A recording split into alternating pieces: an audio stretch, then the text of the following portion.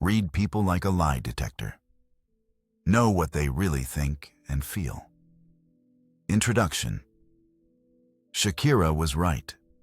When she sang "Hips Don't Lie," she wasn't just making a catchy song, she was dropping a truth backed by decades of psychological research. Your body tells the truth, even when your mouth doesn't. Your hips, your feet, your hands. The fleeting expression that crosses your face for less than half a second. They're all broadcasting your real feelings, your true intentions, the thoughts you'd never say out loud. And here's the thing. Most people have no idea how to read this language. They hear the words. They miss everything else. What if you could understand people's true intentions even when they say nothing? Imagine walking into a room and instantly sensing who's truly interested in your ideas, who's skeptical, and who's already decided against you before you've spoken a single word. Picture yourself in a conversation where you can see deception before it's spoken, feel genuine connection before it's acknowledged, and know exactly what someone thinks of you. Not by their carefully chosen words, but by the subtle language their body speaks without permission. This isn't a superpower reserved for FBI agents or psychology experts.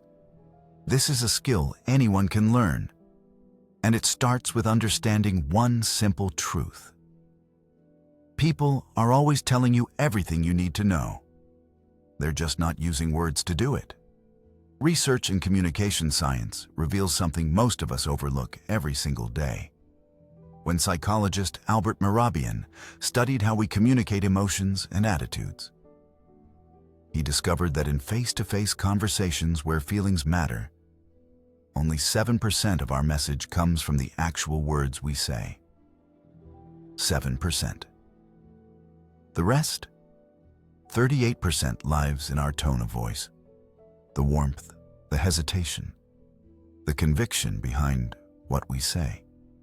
And a full 55% exists in our body language, the way we hold ourselves, where our eyes wander, what our hands reveal when we think no one's watching. Think about that for a moment. 93% of communication happens beneath the surface of words. We spend years learning to speak, to write, to choose the perfect words for every situation. Yet we completely ignore the language that actually carries most of the meaning. We're listening to whispers while missing the shouts. You've felt this disconnect before, even if you couldn't name it. Someone tells you they're excited about your proposal, but something feels off. A colleague says they agree with your plan, yet you walk away uneasy. Your partner insists everything's fine, but you know, somehow, deep down, you know, it's not. That knowing isn't intuition. It's not magic. It's your brain picking up on signals your conscious mind hasn't learned to read yet. The human body is incapable of lying the way words can. While our mouths craft carefully edited versions of truth, our bodies broadcast the raw, unfiltered reality. When someone crosses their arms, the moment you mention a topic, their body is answering before their mouth does. When a person's feet point toward the door while they assure you they have time to talk, they're already leaving. You just haven't noticed yet. When someone touches their neck during a negotiation, they're revealing discomfort their professional smile is working overtime to hide. Former FBI agent Joe Navarro spent 25 years reading these signals to catch criminals, negotiate with dangerous individuals, and assess threats. He could walk into an interrogation room and know within minutes whether someone was hiding something. Not because they stammered or avoided eye contact, those are myths, by the way, but because their baseline behavior shifted in ways most people never notice. And here's what matters. If he could learn this skill to catch liars, you can learn it to understand the people in your life. But here's the problem. Most books on body language give you a list of gestures and tell you what each one means. Crossed arms mean defensiveness. Touching your nose means lying. Looking up and to the left means creating a memory.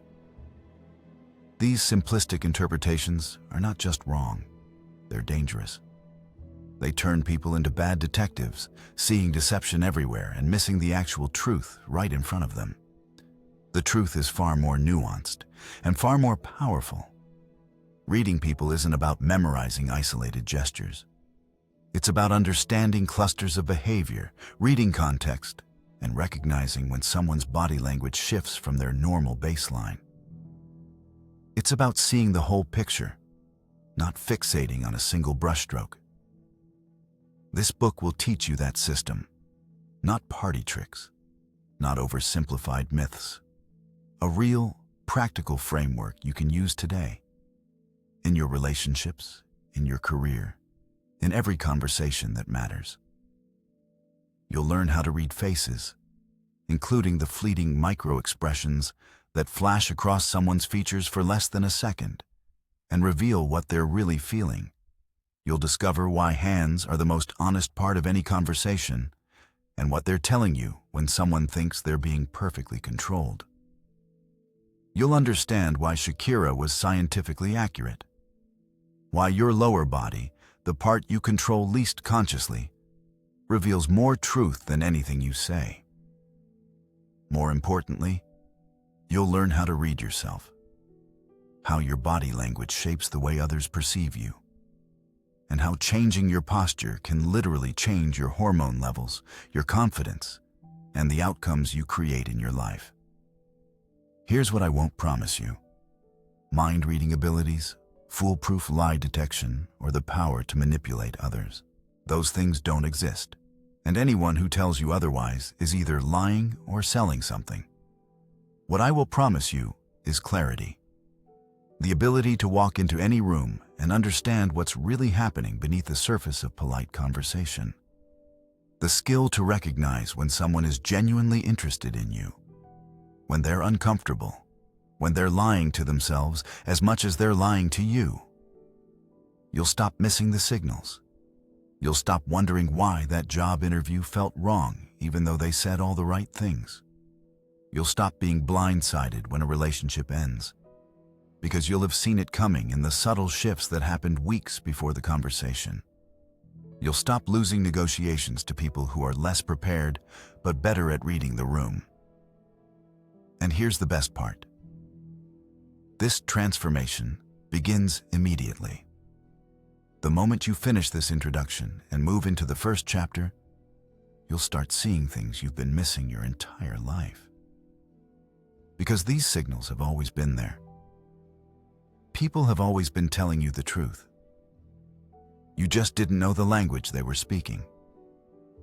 So before we dive in, ask yourself this: how many opportunities have you lost because you couldn't read the room? How many relationships suffered because you missed the warning signs?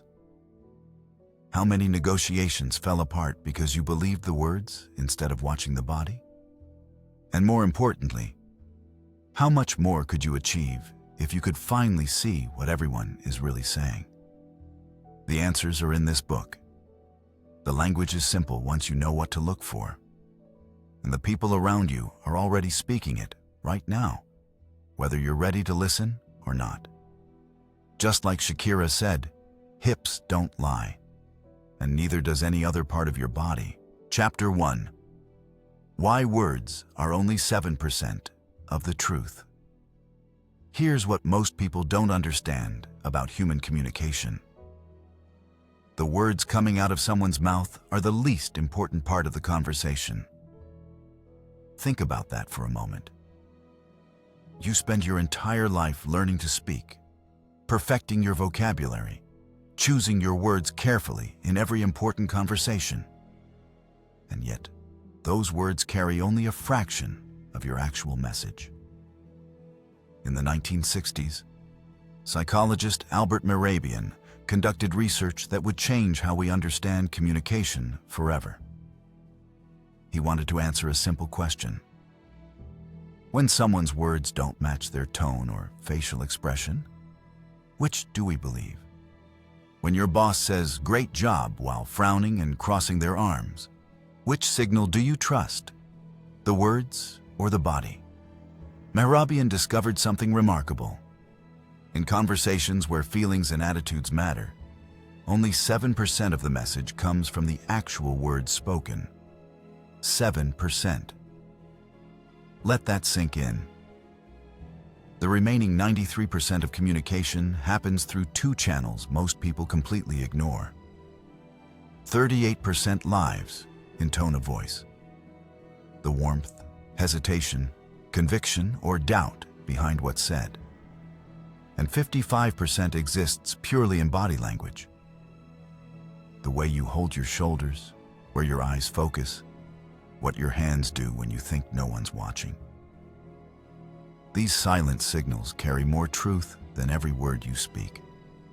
This isn't just academic theory gathering dust in psychology journals. This is the reality of every conversation happening around you right now. When your colleague says they're excited about the project while their voice goes flat and their posture slumps, you don't believe the words. You believe the body. When someone tells you everything's fine but their jaw tightens and their breathing changes, you know something's wrong before they do. Your brain has been picking up these signals your entire life. You just haven't learned to consciously recognize what you're seeing. But most of us have it completely backward. We focus intensely on choosing the perfect words while our bodies broadcast entirely different messages we never intended to send. We rehearse what we're going to say in that job interview, that difficult conversation, that important presentation. And we forget that the person across from us is reading signals we didn't even know we were transmitting. Evolution explains why this happens. Long before humans developed complex language, we survived by reading each other's intentions through physical cues. A tense posture meant danger. Relaxed shoulders meant safety. Direct eye contact could signal threat or trust depending on context. These instincts still run deep in our brains, operating beneath conscious awareness. When someone walks into a room, you form an impression in the first 7 seconds, long before they've said anything meaningful. That impression comes from what their body is telling you about who they are and how they feel in this moment. Consider this scenario. 2 people attend the same job interview. Both have identical qualifications. Both say the right things. But one sits with an open posture, maintains steady eye contact, uses purposeful gestures, and speaks with vocal conviction. The other crosses their arms, shifts constantly in their seat, touches their face repeatedly, and speaks in a monotone. Same words, and completely different outcomes. The first person gets the job not because of what they said, but because their entire body communicated confidence, competence, and trustworthiness. Think about the last time someone lied to you and you knew it. How did you know? Most people can't articulate exactly what tipped them off. They just felt something was wrong. That feeling wasn't magic or intuition. It was your brain detecting incongruence between the person's words and their nonverbal signals. When someone says, "I'm telling the truth," while touching their neck, avoiding eye contact, and shifting their feet, your unconscious mind catches the contradiction even if you can't name it consciously. This is why the most successful people in any field, sales, leadership, negotiation, therapy, law enforcement, all share one crucial skill. They've learned to pay attention to the 93% everyone else is missing. They watch how someone's posture changes when a specific topic comes up. They notice when vocal tone doesn't match the words being spoken. They see the quick flash of emotion across someone's face before the polite smile takes over. These people aren't mind readers. They're simply paying attention to signals that have always been there. And here's what makes this even more powerful. Once you start noticing these signals, you can't unsee them. It's like learning a new language and suddenly realizing people around you have been speaking it all along. That conversation with your partner where they said everything was fine. You'll see their shoulders turn away from you, their arms create a barrier, their eyes look anywhere but at you. That negotiation where the other side claims they're interested. You'll notice their feet pointing toward the exit, their hands fidgeting with uncertainty, their voice lacking conviction despite their words of enthusiasm. The transformation happens faster than you'd expect. Start watching people in a restaurant, at a meeting, during any conversation happening around you. Turn off the sound on a video and see how much you can understand from body language alone. You'll be shocked at how obvious people's true feelings become when you stop being distracted by their words. The colleague who says they agree with your idea while their whole body screams resistance. The friend who insists they're happy for your success while their smile never reaches their eyes. The romantic interest who claims they're not interested while leaning toward you and mirroring your movements. But understanding this 7% rule isn't just about reading other people. It's about recognizing that your own body is broadcasting signals right now as you hear these words. If you're skeptical about this information, your arms might be crossed. If you're intrigued, you might be leaning forward slightly. If you're distracted, your eyes are probably not focused on these words. You're communicating constantly, whether you intend to or not. The real question isn't whether body language matters. The research settled that decades ago. The real question is, are you going to keep ignoring 93% of every conversation for the rest of your life? Or are you going to learn the language everyone's already speaking? Because once you understand what you're seeing, everything changes. That job interview becomes an opportunity to watch the interviewer's genuine reactions behind their professional mask. That first date transforms into a masterclass in reading authentic interest versus polite tolerance. That business meeting turns into a strategic advantage when you can see who's truly on board and who's already decided against you. Every interaction becomes richer, clearer, more honest. Not because people start telling the truth with their words, but because you finally learn to hear the truth their bodies have been speaking all along. So before we dive into exactly how to read these signals, the faces, the hands, the feet, the subtle shifts that reveal everything, you need to accept this fundamental truth. If you're only listening to words, you're missing almost everything that matters. The people around you are telling you their real thoughts, their genuine feelings, their true intentions every single moment. They're just not using the 7% you've been trained to focus on. And now that you know this, there's no going back. The question isn't whether to learn this language. The question is, what are you going to do with it once you understand what everyone's really saying? Chapter 2. Your body speaks, even when you're silent. Let me tell you about someone, we'll call him David, who lost a job opportunity because of 2 crossed arms. Not because he said something wrong, not because his qualifications were lacking. He lost it because for 30 seconds during the interview, while the hiring manager explained the company's vision, David folded his arms across his chest. That single gesture, held for less than a minute, communicated resistance, defensiveness, and disinterest louder than any words he spoke for the rest of the hour. David never knew why he didn't get the job. The rejection email was polite and vague, but the hiring manager later told a colleague exactly what happened. He seemed closed off. I didn't feel like he was really interested in what we're building here. All because of where David put his arms while someone else was talking. Your body is speaking right now. Whether you're aware of it or not, your posture, your gestures, the tension in your shoulders, the position of your feet, all of it is broadcasting a message to everyone around you. And here's what most people don't realize. The message your body sends affects not just how others perceive you, but how you perceive yourself. Before you can read anyone else, you need to understand what your own body is saying. Because if you walk into a room with slumped shoulders and a tentative stance, it doesn't matter how confident your words sound. Your body has already told everyone you're uncertain. And more importantly, your body has already told your brain you're uncertain too. In the early 2000s, researchers discovered something remarkable about the relationship between body language and hormone levels. Social psychologist Amy Cuddy and her colleagues wanted to know if the way we hold our bodies could actually change our internal chemistry. Not just how we appear to others, but how we feel about ourselves at a biological level.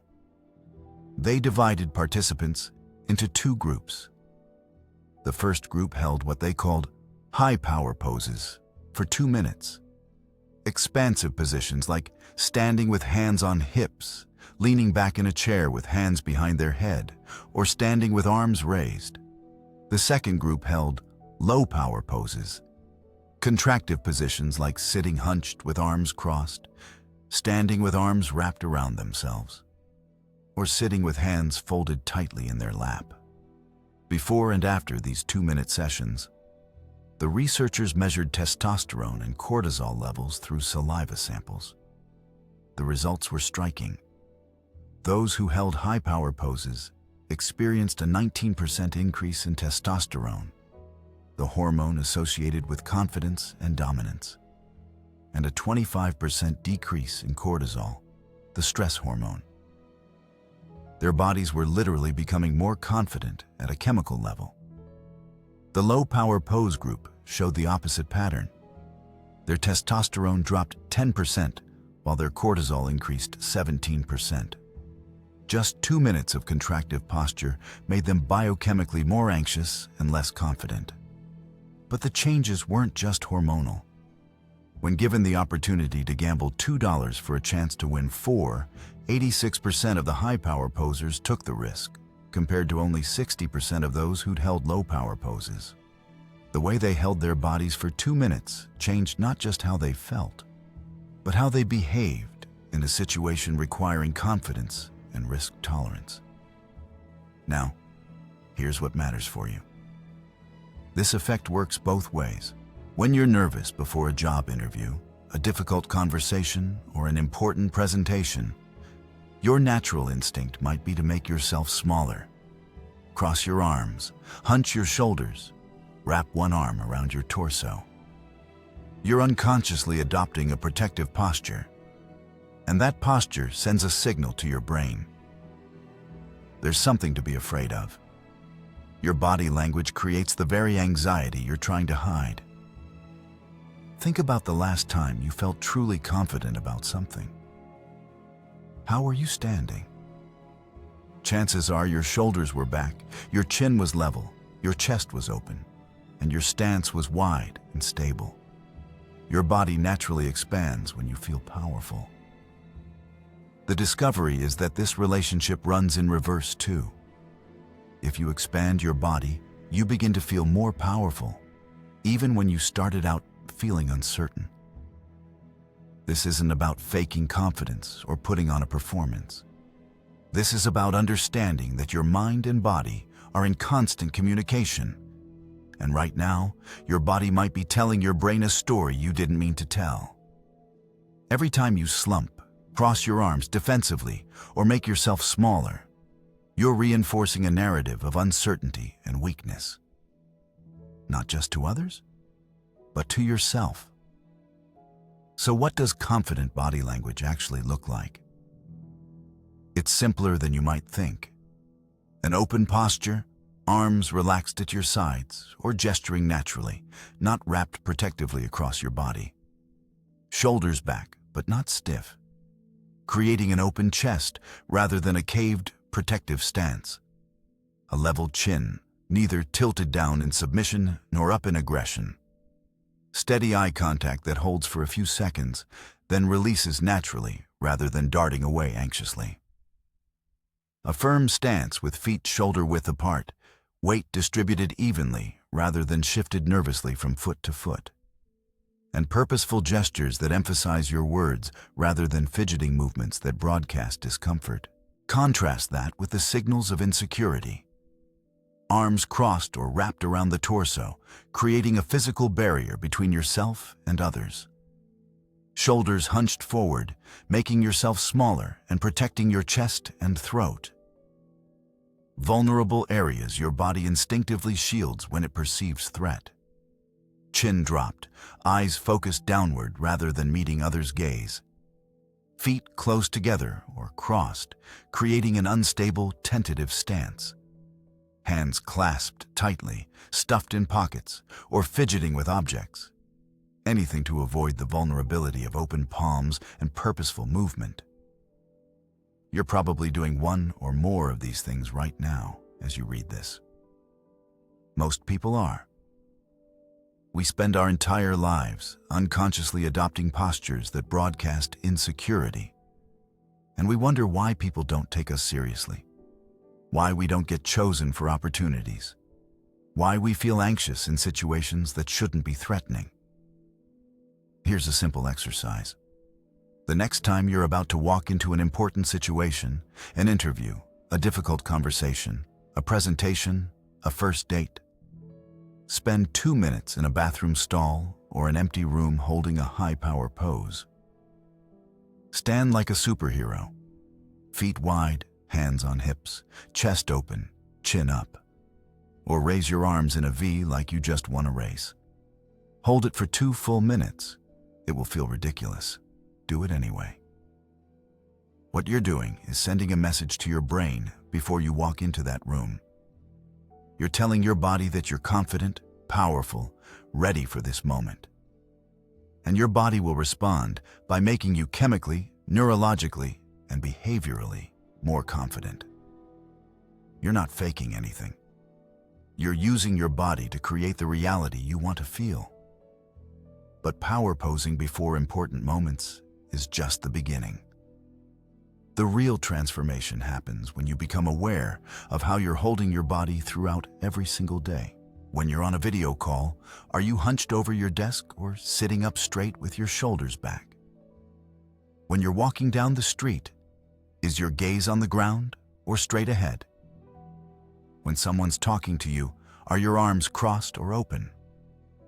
When you're listening in a meeting, is your posture engaged and alert or collapsed and disinterested? Every single one of these micro moments is communicating something to others and to yourself. And here's what's both terrifying and empowering.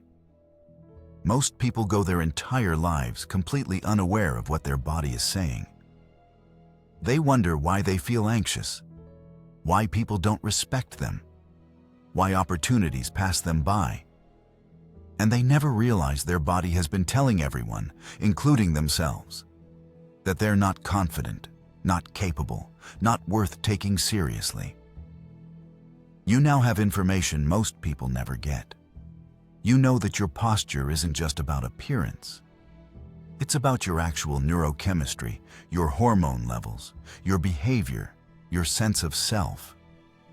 You know that spending 2 minutes in an expansive pose can literally change how you feel and how you perform.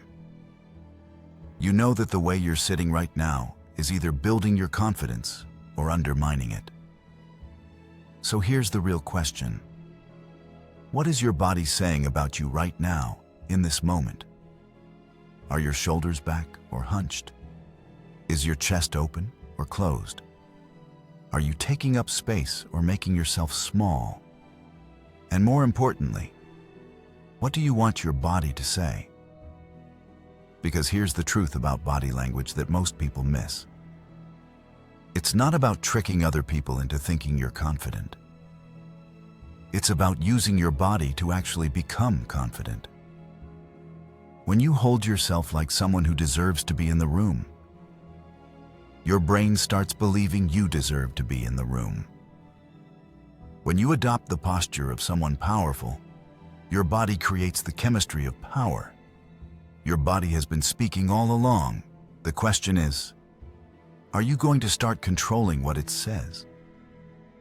Now that you understand how your own body language shapes who you are and how others see you, you're ready for the next level.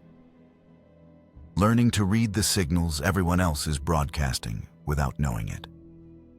And we'll start with the most expressive, the most revealing, the most difficult to control: the human face. Chapter 3. The face never lies. Reading micro-expressions. What if I told you that the truth flashes across someone's face for less than half a second, and most people miss it completely?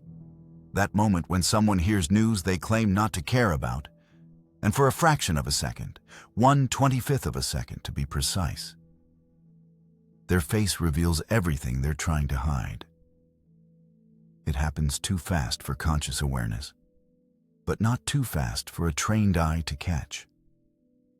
The human face is the most expressive part of our entire body, and it's also the part we control least successfully when we're trying to conceal emotion. We can choose our words carefully, modulate our tone, even control our posture to some extent. But the face betrays us before we even realize we're feeling something we'd rather hide. In the 1970s, psychologist Paul Ekman traveled to Papua New Guinea to study remote tribes who'd had virtually no contact with Western culture. He wanted to answer a fundamental question: are facial expressions universal, or are they learned behaviors specific to each culture? What he discovered changed our understanding of human emotion forever. Ekman showed these isolated tribespeople photographs of faces displaying various emotions. Despite never having been exposed to Western media or culture, they identified the emotions with remarkable accuracy. Then he asked them to make faces showing specific emotions: happiness, sadness, anger, fear, disgust, surprise. He photographed these expressions and showed them to people from industrialized societies who had never encountered these tribes. The recognition went both ways. The conclusion was undeniable. Certain facial expressions are universal, hardwired into human biology, regardless of where you were born or how you were raised. Ekman identified 7 universal emotions that show up on faces the same way across all cultures: happiness, sadness, anger, fear, disgust, contempt, and surprise. But more importantly, he discovered that these expressions appear whether we want them to or not. We can try to mask them, suppress them, replace them with false expressions. But for a brief moment, sometimes for as little as 1/25th of a second, the real emotion flashes across our face before we get control of it. He called these fleeting revelations micro-expressions. Think about the last time someone gave you news you didn't want to hear and you tried to keep your face neutral. Maybe a colleague got the promotion you wanted, and when they told you, you forced a smile and said congratulations. But for just a moment before that smile appeared, your face registered something else. Disappointment, maybe, or anger or hurt. That flash of authentic emotion, gone almost before it appeared, was a micro-expression. And anyone trained to spot it would have seen exactly what you were really feeling, no matter what your mouth said afterward. Micro-expressions occur when there's a conflict between what we're genuinely feeling and what we want others to think we're feeling. The emotional part of our brain, the limbic system, reacts to stimuli automatically and sends signals to our facial muscles before the thinking part of our brain can intercede and tell us to hide that reaction. So the true emotion appears briefly on our face, and then the conscious mind catches up and applies the mask we want to show the world. This is why the face is such a valuable source of truth, unlike body language, which can be deliberately controlled with practice. Micro-expressions are nearly impossible to prevent. They happen too quickly for conscious intervention. You can't stop them from occurring. You can only learn to recognize them in others and understand that they're happening in yourself. But before you can spot these fleeting truths, you need to know what to look for. Let's start with the most common expression people try to fake: the smile. There are two types of smiles, and your brain knows the difference, even if you've never consciously learned to distinguish them. The genuine smile, called a Duchenne smile after the French neurologist who first identified it, involves two sets of muscles: the zygomatic major, which pulls the corners of your mouth up, and the orbicularis oculi, which creates the creases around your eyes that people call crow's feet. When someone experiences genuine happiness or amusement, both muscle groups activate automatically. The smile reaches the eyes. You can see it in the crinkling at the corners, the slight squint, the authentic warmth that radiates from someone's entire face when they're truly delighted. The fake smile, what researchers call a non-Duchenne smile, only activates the mouth muscles. The corners of the lips turn up, but the eyes remain unchanged. No crinkling, no warmth. Just a polite social mask that says, "I'm smiling because that's what the situation requires, not because genuine joy is happening." Here's what makes this knowledge powerful. The orbicularis oculi muscles, the ones around your eyes, are extremely difficult to activate voluntarily. Most people can't create authentic-looking crow's feet on command. This is why forced smiles look false to us, even if we can't articulate why.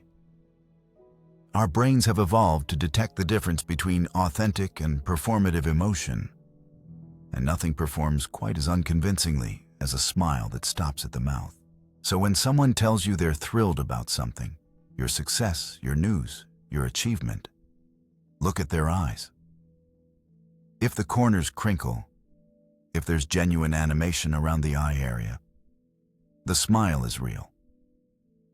If the mouth is doing all the work while the eyes remain flat and unchanged, you're seeing social performance, not authentic emotion. But smiles are just the beginning. Every emotion has its own distinct signature written across the face, and once you know what to look for, deception becomes far more difficult to hide. Fear narrows the eyes while widening them, pulls the eyebrows up and together, and often opens the mouth slightly. It's the face we make when we're startled or threatened, and it appears involuntarily even when we're trying to seem calm and collected. If someone claims they're not worried about an outcome, but their eyebrows momentarily flash upward and together, their face is telling you the truth their mouth is denying.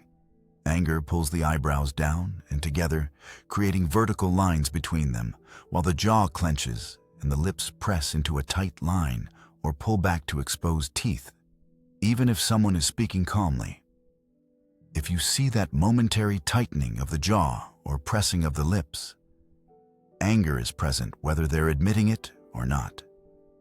Disgust wrinkles the nose and pulls the upper lip up, as if we're physically trying to distance ourselves from something offensive.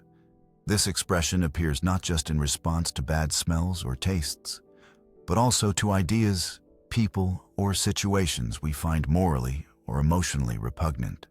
Watch for that quick nose wrinkle when discussing certain topics. It tells you exactly what someone really thinks, regardless of their carefully chosen words. Contempt is the only asymmetrical expression. One corner of the mouth rises, while the other stays neutral or drops slightly. It's the subtle sneer that says, "I'm better than this, better than you, above this situation." When you see that one-sided mouth raise, you're witnessing judgment and superiority, even if the person's words are perfectly polite. Sadness pulls the inner corners of the eyebrows up and together, creating an upside-down V shape in the center of the forehead. The corners of the mouth turn down, and the whole face seems to collapse downward with the weight of unhappiness. This is another expression that's extremely difficult to fake convincingly, which is why actors work so hard to access genuine sadness when performing emotional scenes. Surprise raises both eyebrows high, widens the eyes, and drops the jaw open. It's a completely open, vulnerable expression that appears when something unexpected happens. And it's also fleeting, usually replaced within a second or two by another emotion like happiness, fear, or anger, depending on whether the surprise was pleasant or unpleasant. These micro-expressions don't exist in isolation. They flash across the face, sometimes faster than conscious perception, before the person gains control and applies whatever expression they want you to see. Your job isn't to stare at someone's face looking for micro-movements. That would be both awkward and ineffective. Your job is to notice incongruence. When someone tells you they're happy for you and their face flashes contempt, that single-sided mouth raise for a fraction of a second before arranging itself into a smile. You've seen the truth. When someone claims to be unconcerned about an outcome but their eyebrows flash upward in fear, you know anxiety is present. When someone says they're fine with your decision, but their jaw momentarily clenches in anger, their body is telling you what their words won't. The key is to watch for the authentic reaction that appears first before conscious control takes over. It's that initial response, the one that happens before someone thinks about what face they should be making, that reveals genuine emotion. Try this in your next conversation with someone. Instead of focusing only on what they're saying, soften your gaze slightly and pay attention to their entire face. Watch for changes in expression, particularly around the eyes and mouth, especially when discussing topics that might be emotionally charged. You'll be amazed at what you start to notice. The quick tightening of a jaw here, the brief flash of sadness there, the momentary contempt before the polite smile takes over. Understanding micro-expressions doesn't make you manipulative or suspicious. It makes you perceptive. It lets you see when someone is struggling with emotions they're not ready to discuss. It helps you recognize when your words have landed differently than you intended. It allows you to respond with empathy instead of taking someone's polite mask at face value when they're clearly in pain underneath it. But here's what most people miss about reading faces. The face is just one piece of the puzzle. Yes, micro-expressions reveal authentic emotion, but authentic emotion doesn't always mean deception. Someone might feel a flash of envy at your good news and still be genuinely happy for you. Emotions are complex, often contradictory. The flash of fear doesn't necessarily mean someone's lying. It might mean they're worried about consequences, concerned about the future, or anxious about something entirely unrelated to the conversation at hand. This is why reading people isn't about catching lies or playing detective. It's about understanding the full emotional truth of what's happening in any interaction. The complexity, the contradictions, the things people feel but aren't ready or able to articulate. The face tells you what someone is genuinely feeling in that moment. What you do with that information, how you respond, whether you acknowledge it, whether you give them space to process those feelings. That's where wisdom comes in. And now that you can read what's written across someone's face in those crucial fractions of a second, it's time to look at another part of the body that speaks volumes but gets far less attention than it deserves. The hands.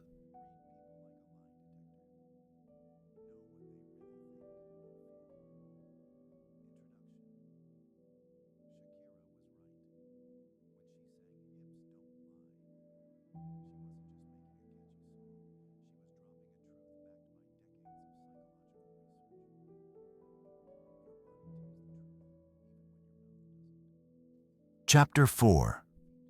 Hands don't know how to lie. What your gestures reveal. Here's something most people never consider.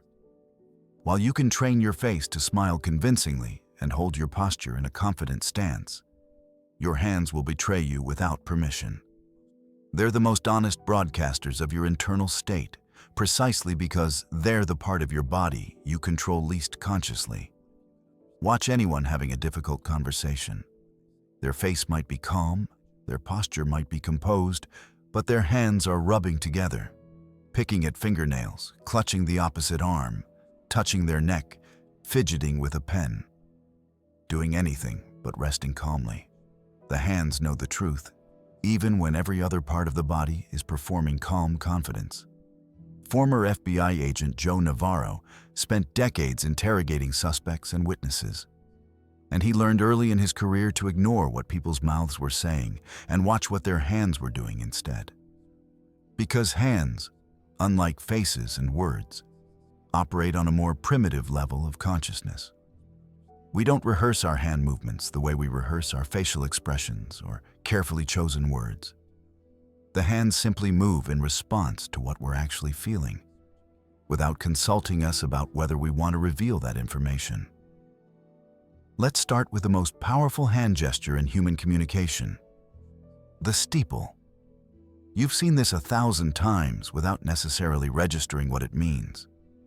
Someone sits across from you, places their fingertips together in front of their chest, forming a shape that looks like a church steeple, fingers touching, palms apart.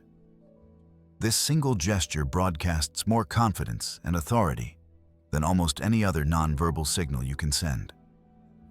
The steeple communicates certainty, competence, and control. It says, "I know what I'm talking about, and I'm confident in this position." Watch high-powered executives, experienced lawyers, skilled negotiators. They steeple unconsciously when they feel most confident about what they're saying. It's a gesture that says, "I have thought this through, I have expertise here, and I'm not uncertain about my position." But here's what makes the steeple so revealing. People stop steepling the moment their confidence wavers. Someone might steeple while explaining their plan, but the instant you ask a challenging question that introduces doubt, the steeple collapses. The hands separate, move to self-soothing positions, or hide entirely. That shift from steeple to protective gesture tells you everything you need to know about whether they're truly confident or simply performing confidence. Contrast the steeple with its opposite. Hands clasped tightly together, fingers interlaced, knuckles perhaps even turning white from the pressure. This isn't confidence. This is control. This is someone gripping their own hands to keep from displaying the nervousness they're feeling. Clasped hands signal restraint, anxiety. The physical act of holding oneself together when internal stress is threatening to show on the outside. Now watch what happens when people are genuinely comfortable and confident. Their hands become loose, relaxed, open. They gesture naturally to emphasize points. Their palms turn upward in moments of openness, inviting agreement or understanding. They use their hands to paint pictures in the air, to create emphasis, to punctuate their words with natural movement. This isn't performed. This is what hands do when the person is feeling secure enough to stop controlling every signal their body sends. But when stress enters the conversation, the hands immediately shift into what researchers call adapters, self-soothing behaviors that help us manage anxiety. And this is where hands become an incredibly reliable window into someone's true emotional state. Touch the neck. This is one of the most common stress adapters, and it happens so quickly that most people don't even realize they're doing it.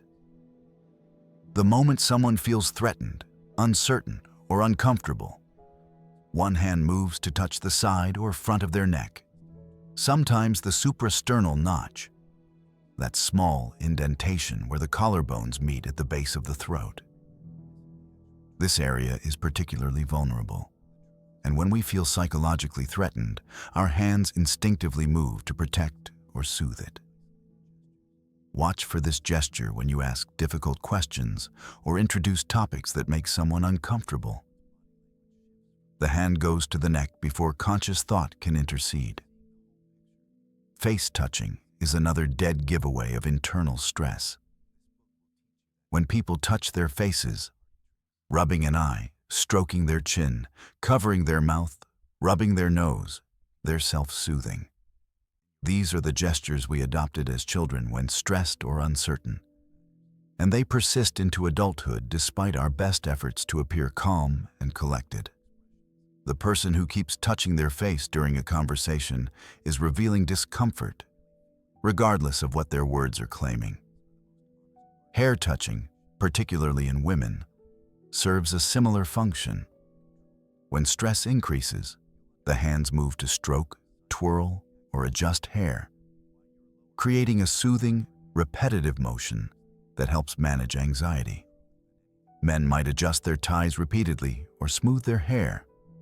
Both behaviors signal the same thing: internal discomfort seeking external comfort. Then there are the barrier gestures, the ways we use our hands and arms to create physical distance between ourselves and sources of threat or discomfort. Crossing arms is the most obvious example. But watch for more subtle versions. Holding a cup of coffee in front of the chest like a shield, clutching a purse or bag across the body, even holding papers or a notebook in front of the torso. These are all ways of creating a protective barrier, using objects as shields when we feel vulnerable. But here's where it gets more nuanced. Not all arm crossing means defensiveness or closed-mindedness. Sometimes people cross their arms because they're cold, or because it's comfortable, or simply out of habit. This is why you can't read a single gesture in isolation. You have to notice the change. If someone has been sitting with open, relaxed hands and suddenly crosses their arms, when you introduce a particular topic, that shift is meaningful. The crossing itself might not be defensive, but the change from open to closed definitely signals a reaction to what was just said. Palm direction tells you volumes about someone's internal state. When palms are facing up and open, it's a gesture of honesty, openness, vulnerability. It says, "I have nothing to hide. I'm being truthful with you." But when palms turn down, particularly in a pressing or patting motion, it often signals a desire to suppress something, to keep something down, to control or dominate. Watch for this shift in hand position during conversations. It tells you when someone moves from collaborative to controlling, from open to guarded.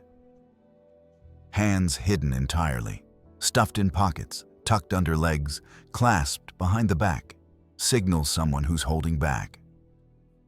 We can't fully trust people whose hands we can't see, not because they're necessarily being deceptive, but because hidden hands mean hidden intentions. When someone is being fully open and honest, their hands are visible and active. When they're holding something back, information, emotion, true opinion, the hands disappear. And then there are the fidget gestures. Playing with pens, tapping fingers, drumming on tables, picking at fingernails, twisting rings. These repetitive movements serve to discharge nervous energy when internal stress has nowhere else to go. The person who suddenly starts clicking their pen repeatedly or drumming their fingers on the table is broadcasting mounting anxiety, even if their face remains calm and their words stay measured. Here's a simple exercise that will transform how you see conversations. In your next meeting or discussion, don't watch people's faces. Watch their hands. Notice when someone who's been gesturing freely suddenly stops and clasps their hands tightly. Pay attention when hands that were visible suddenly disappear under the table or into pockets. Watch for the shift from open palms to closed fists, from relaxed fingers to tense, rigid hands. You'll be shocked at how much the hands reveal that the face is working to conceal. That colleague who says they're fine with your decision while their hands grip the edge of the table so hard their knuckles turn white. The friend who claims to be happy for your success while their hands fidget constantly with anything within reach. The person who says they're confident in their plan while their hands stay hidden under the table the entire time they're speaking. Understanding hand gestures isn't about catching people in lies. It's about seeing the full emotional truth of any interaction. Because hands, unlike words, don't know how to perform, they simply react to what's actually happening internally, broadcasting that truth to anyone paying attention. The face can smile while feeling contempt. The posture can appear confident while feeling uncertain. But the hands will tell you exactly what someone is feeling in that moment, whether they want you to know it or not. And now that you understand how hands reveal truth, it's time to look at another part of the body that most people forget to control consciously. And that's exactly why it's so revealing. Chapter 5. Hips Don't Lie. Why Shakira was right about body language. Shakira sang "Hips Don't Lie," and she wasn't just creating a catchy hook. She was dropping truth backed by decades of behavioral research. Your lower body, your hips, your legs, and especially your feet, tells the truth about your intentions even when every other part of you is performing perfect composure. And here's why. It's the part of your body you control least consciously. Think about the last time you were in a conversation you wanted to end. Maybe someone cornered you at a party, or a colleague started telling a story you'd already heard 3 times, or you ran into an acquaintance when you were rushing somewhere. What did your face do? Probably smiled politely. What did your upper body do? Probably turned toward them, showing engagement. But your feet? Your feet were already pointing toward the exit. Your lower body was broadcasting your true intention to leave, while your upper body was still performing social courtesy. This is why seasoned investigators, skilled negotiators, and anyone trained in reading people always watch the feet. The face can smile. The hands can gesture engagement. The posture can lean forward with apparent interest. But the feet will point exactly where you actually want to go, not where politeness demands you stay. Former FBI agent Joe Navarro learned this principle early in his career. He writes about watching suspects during interrogations and noticing that their feet would often turn toward the doors long before they verbally asked to leave.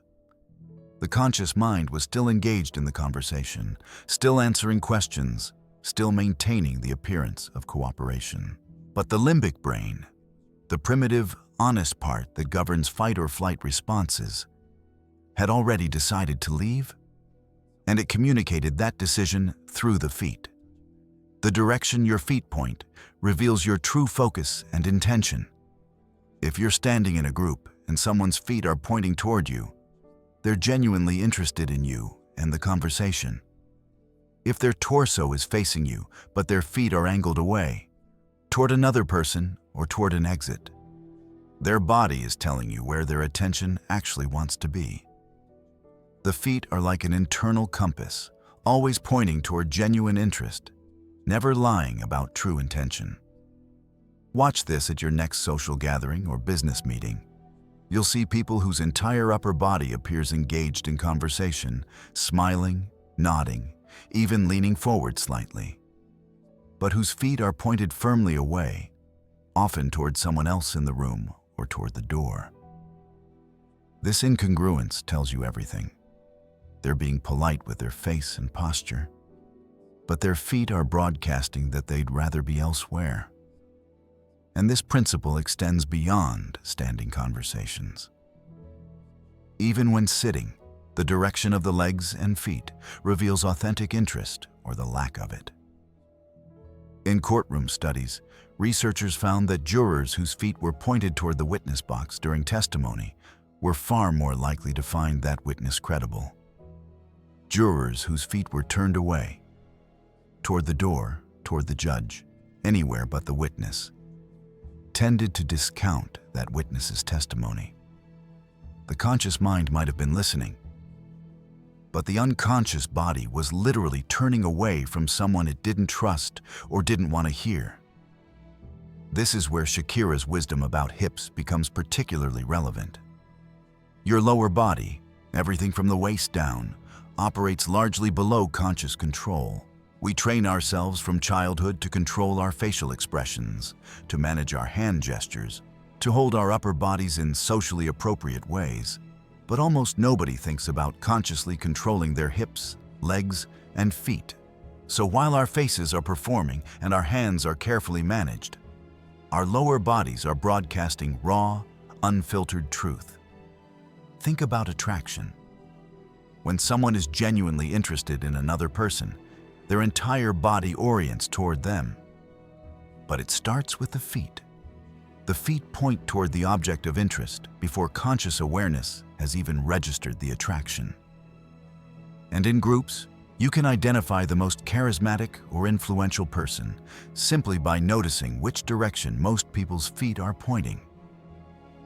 It's like a physical voting system, with feet casting ballots for whoever holds genuine interest and attention. But feet don't just reveal where we want to go. They also broadcast our emotional state. When someone is nervous, anxious, or uncomfortable, their feet give them away immediately. Watch for foot tapping, leg bouncing, feet shifting position constantly, or the characteristic pattern of rising up on the balls of the feet and then settling back down repeatedly. These are all stress discharge behaviors, ways the body tries to burn off nervous energy when the upper body is required to remain still and composed. Leg crossing is another signal worth understanding, though it's more complex than simple folk wisdom suggests. The old interpretation, crossed legs always mean closed or defensive, is too simplistic. Sometimes people cross their legs simply because it's comfortable, or because it's cold, or out of pure habit. But watch for the change. Someone who's been sitting with legs uncrossed and then crosses them the moment you introduce a particular topic? That's meaningful. The shift from open to closed signals a reaction to whatever just entered the conversation. And pay attention to how legs are crossed. If the crossed leg creates a barrier, the knee pointing away from you, the thigh acting as a physical block, that's different from a relaxed cross where the top leg angles toward you. One suggests withdrawal or protection. The other might just be comfort. Context matters, as it always does with body language. There's a particular leg position that signals someone is ready to leave. The seated readiness position. Watch for it. Someone who's been sitting comfortably with legs crossed suddenly uncrosses them, plants both feet on the ground, and leans forward slightly. Their body is preparing to stand and exit, even if their mouth is still engaged in conversation. This shift from relaxed to ready to move tells you the conversation is effectively over in their mind, even if social convention keeps them in their seat for a few more minutes. The feet also reveal emotional states beyond mere intention to stay or go. When someone is genuinely happy, excited, or delighted, their feet often bounce, tap rhythmically, or shift in an energized way. It's as if joy can't be contained and has to express itself through movement. Contrast this with the heavy, sluggish feet of someone experiencing sadness or depression. Feet that barely lift, that drag rather than step, that convey the weight of emotional burden in their very movement. Fear shows up in the feet too. When someone feels threatened or anxious, they often position their feet in what researchers call escape-ready posture. Weight forward on the balls of the feet, heels slightly raised, body prepared to move quickly if needed. You'll see this in situations where someone feels cornered or trapped in an uncomfortable conversation or environment. Their feet are literally poised to flee, even if flight isn't consciously being considered. Here's a simple exercise that will immediately change how you perceive interactions. Next time you're in a meeting, at a social event, or even watching people in a public space, ignore everything above the waist. Just watch feet. Notice who's pointing at whom, Watch whose feet shift toward the door when certain topics come up. See who crosses and uncrosses legs in response to what's being said. Pay attention to the restless, nervous feet versus the planted, confident stance. You'll be amazed at what you discover. The person whose mouth is agreeing enthusiastically while their feet angle toward the exit. The couple at the restaurant whose feet point away from each other even as they lean forward in apparent conversation. The person in the meeting whose feet shift to ready position 5 minutes before they actually announce they have to leave. The feet are telling the truth, while everything else is performing social acceptability. Understanding lower body language doesn't make you suspicious or cynical. It makes you perceptive. It helps you recognize when someone genuinely wants to continue a conversation versus when they're being politely trapped. It allows you to see authentic interest versus social performance. It gives you information that lets you respond with intelligence and empathy rather than taking surface-level signals at face value. Your lower body is your most honest broadcaster, the part of you that hasn't learned to perform, that can't help but point toward truth even when everything else about you is carefully controlled. And now that you can read faces, hands, and feet, now that you understand what people are really communicating through every part of their body, you need to learn the final, crucial piece: how to put all these signals together into accurate interpretation. Because reading body language isn't about isolating single gestures.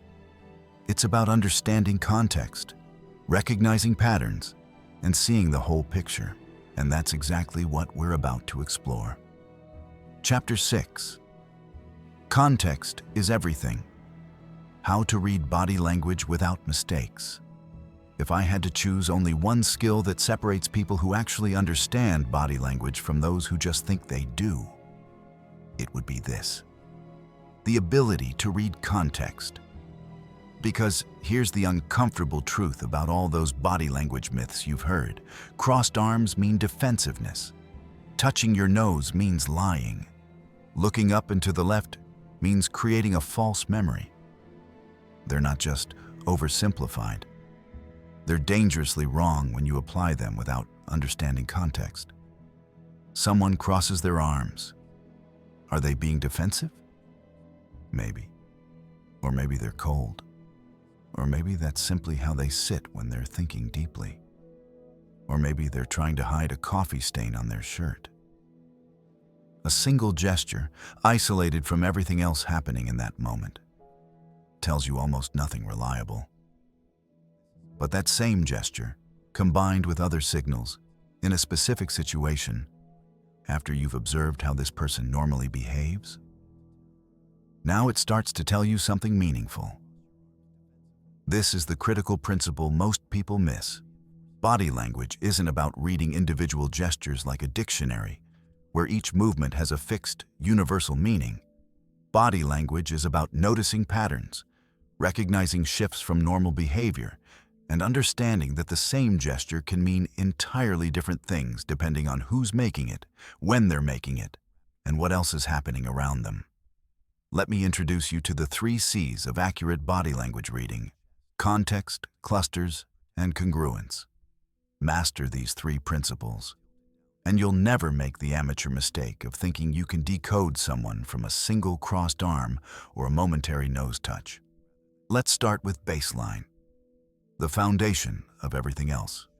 Your baseline is your normal pattern of behavior when you're comfortable, relaxed, and not under particular stress. It's how you naturally sit, stand, gesture, and move through the world when nothing unusual is affecting you. And here's what matters. Everyone's baseline is different. Some people naturally cross their arms when they're comfortable. Others naturally gesture constantly with their hands. Some make intense eye contact. Others look away frequently as part of their normal thinking process. Some touch their faces regularly. Others rarely do. There is no universal normal. There's only each person's individual normal. And until you know that, you can't identify when they're deviating from it. This is why skilled interrogators, experienced therapists, and anyone truly trained in reading people spend the first part of any important interaction doing something that looks like casual conversation, but is actually critical reconnaissance. They're establishing your baseline. They're watching how you normally behave when discussing neutral topics, so they can spot the change when the conversation shifts to something emotionally significant. Here's how you establish someone's baseline. Watch them for 10 to 15 minutes during low-stress conversation. Notice how much eye contact they typically make. Observe whether they gesture frequently or keep their hands relatively still. Pay attention to their default posture. Do they lean back, sit forward, cross their legs, plant both feet on the ground? Notice their speech patterns. Fast or slow, animated or measured. Watch their facial expressions during normal interaction. Now you have their normal. And this is what lets you spot deviation. Because when someone's body language shifts from their baseline, that's when you know something significant is happening internally, even if they're not acknowledging it with words. Imagine someone who normally makes steady eye contact suddenly starts looking away frequently when you mention a particular topic. That shift is meaningful. Not because looking away automatically means deception, but because it represents a change from their normal pattern. Or someone who typically gestures animatedly with their hands suddenly clasps them tightly together when discussing a specific subject. The clasping itself might not mean anything in isolation, but the change from animated to restricted definitely signals a reaction to whatever just entered the conversation. This is why you can't read people you've just met with any real accuracy. You don't know their baseline yet. That person who won't make eye contact during your first conversation might not be uncomfortable or deceptive. They might simply be someone whose normal pattern is to look away while thinking. But if you spend time establishing their baseline and then notice their eye contact pattern changes when certain topics arise, now you're seeing something meaningful. The second C is clusters.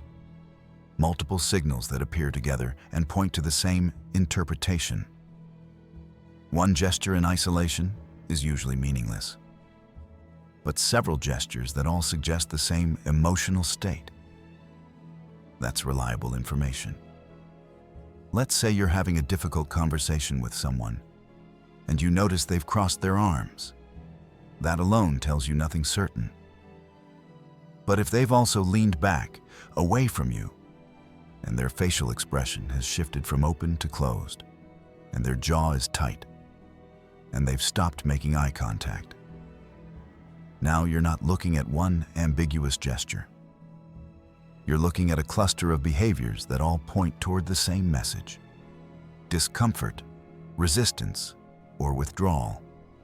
This is how professionals read body language. They don't isolate single movements and assign definite meanings.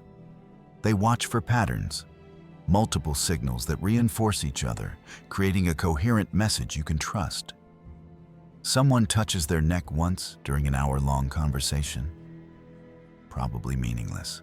But if every time you mention a particular topic, they touch their neck, break eye contact, shift in their seat, and their voice changes slightly, that's a cluster. That's their body consistently reacting to that specific subject, telling you it carries emotional significance whether they're acknowledging it or not. The third C is congruence, the alignment between different channels of communication. When someone's words, tone, facial expression, and body language all match, you can trust what you're seeing. But when these channels contradict each other, pay attention to the body, not the words. Your colleague tells you they're fine with your decision, but their voice is tight, their smile doesn't reach their eyes, their shoulders are tense, and their hands are clenched. This is incongruence. And when verbal and nonverbal channels conflict, Research consistently shows that people believe the nonverbal message because the body can't lie as smoothly as words can. But incongruence doesn't automatically mean deception. Sometimes people are lying to themselves as much as they're lying to you. They might genuinely believe they're fine with something, while their body broadcasts distress they haven't consciously acknowledged yet. Or they might be trying to be polite, to maintain social harmony, to avoid conflict. So their words say one thing while their body truthfully communicates their actual feelings. Your job isn't to accuse people of lying when you spot incongruence. Your job is to recognize that complexity exists beneath the surface-level communication and to respond with that awareness. Maybe you give them space to process what they're actually feeling. Maybe you ask gentle follow-up questions that allow them to articulate emotions they haven't named yet. Maybe you simply make note that this topic carries weight for them and proceed accordingly. Now let's talk about cultural context, because this matters enormously and gets overlooked constantly. Some gestures and expressions are universal. The 7 basic emotions Ekman identified show up the same way across all cultures. But many aspects of body language are culturally specific. And if you don't account for this, you'll misinterpret people constantly. Eye contact is a perfect example. In many Western cultures, steady eye contact signals confidence and honesty, while avoiding eye contact suggests discomfort or deception.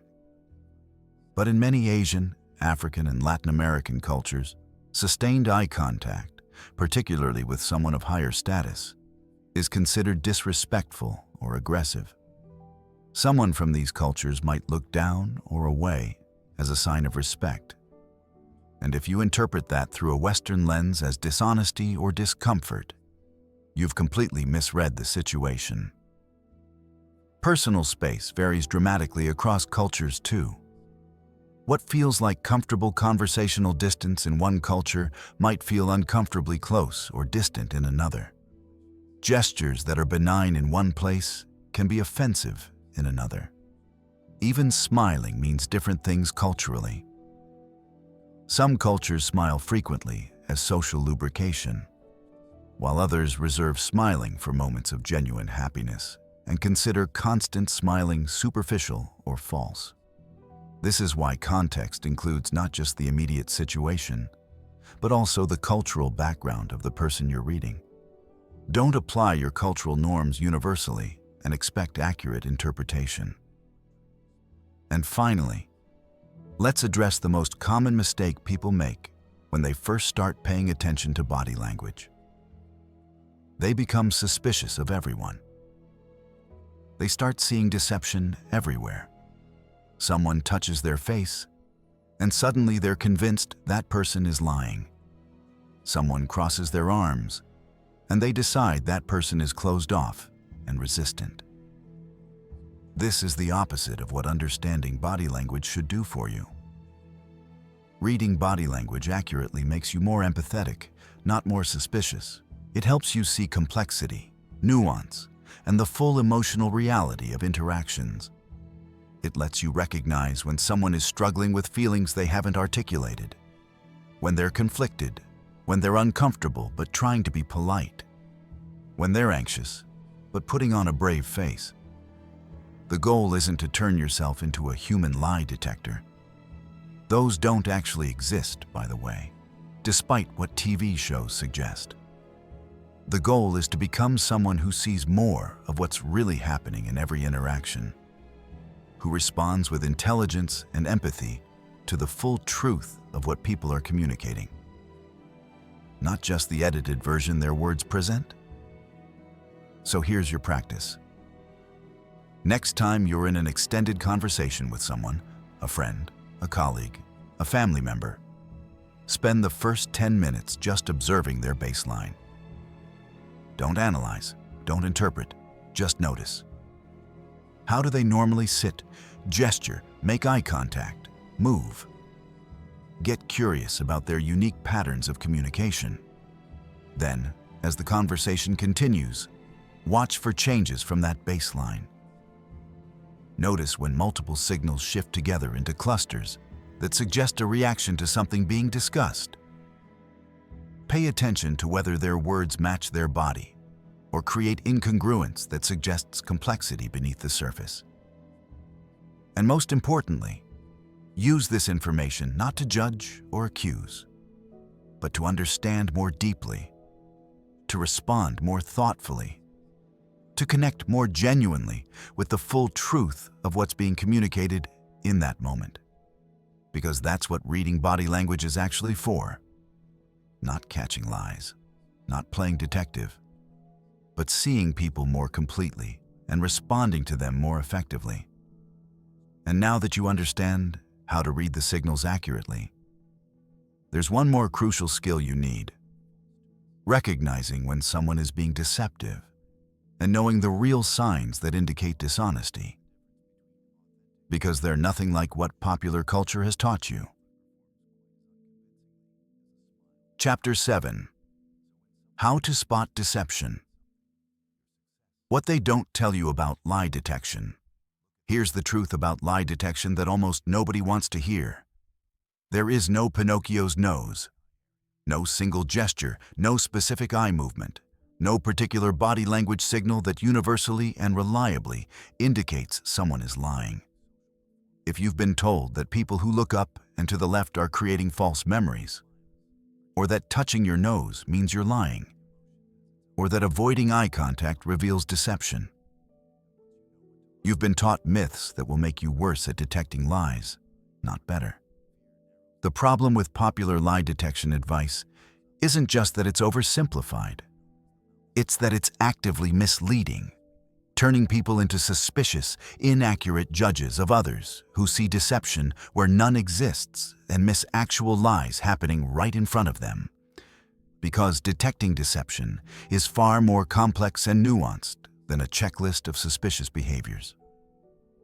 Let's start by destroying the most common myths, because you need to unlearn false information before you can learn what actually works.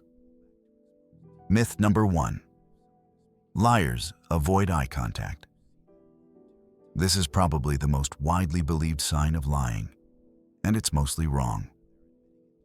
Research shows that some liars actually increase eye contact when lying, deliberately holding your gaze to appear more honest and convincing. They've learned the same myth you have, that avoiding eye contact looks suspicious. So they overcompensate by staring at you more intensely than they normally would. Meanwhile, plenty of truth-tellers look away while speaking simply because that's how they process information, or because they're nervous, or because sustained eye contact feels uncomfortable regardless of whether they're being honest. Myth number 2. Liars touch their faces or noses frequently.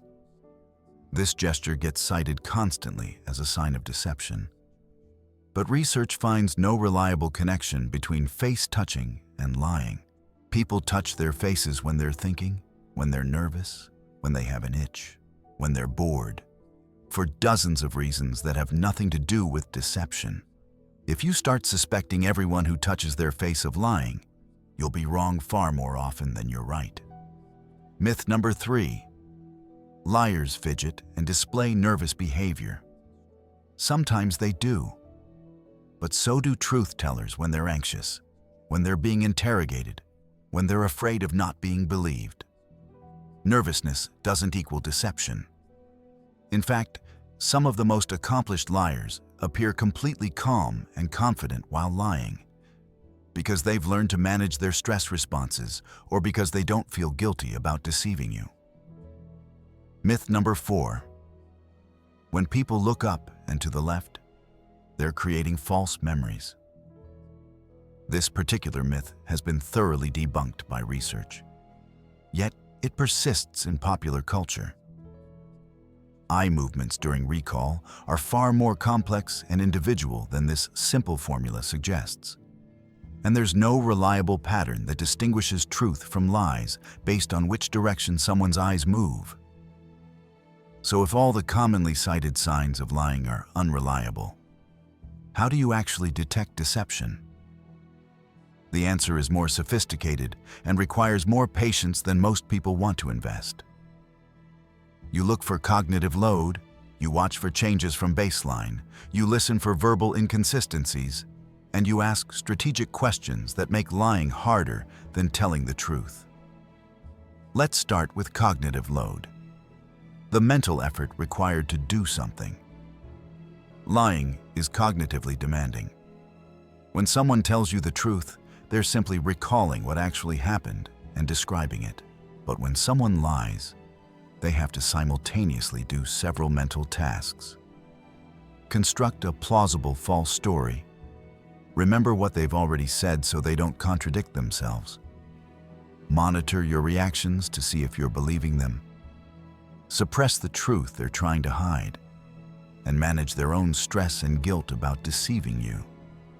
All of this cognitive work creates signs that careful observers can detect. Not in isolated gestures, but in patterns of behavior that suggest someone's brain is working harder than it should be if they were simply telling the truth. One reliable indicator of cognitive load is increased response time. When you ask a liar a direct question, they often pause slightly longer than normal before answering because they need a moment to construct their response rather than simply recalling what happened. Watch for this, especially with unexpected questions. When you ask something they haven't rehearsed an answer for, that pause becomes more noticeable. Another sign of cognitive load is reduced detail in storytelling. When people tell the truth about experiences, they naturally include sensory details, specific descriptions, mentions of their emotional state, contextual information about what else was happening. These details emerge effortlessly because they're recalling actual experiences. But when people fabricate stories, they tend to include fewer of these rich details because creating convincing details requires significant cognitive effort. Their stories often sound more generic, more vague, less lived in than true accounts. Verbal inconsistencies become more common under cognitive load too. Ask someone to tell you the same story twice, or to tell it backward from end to beginning.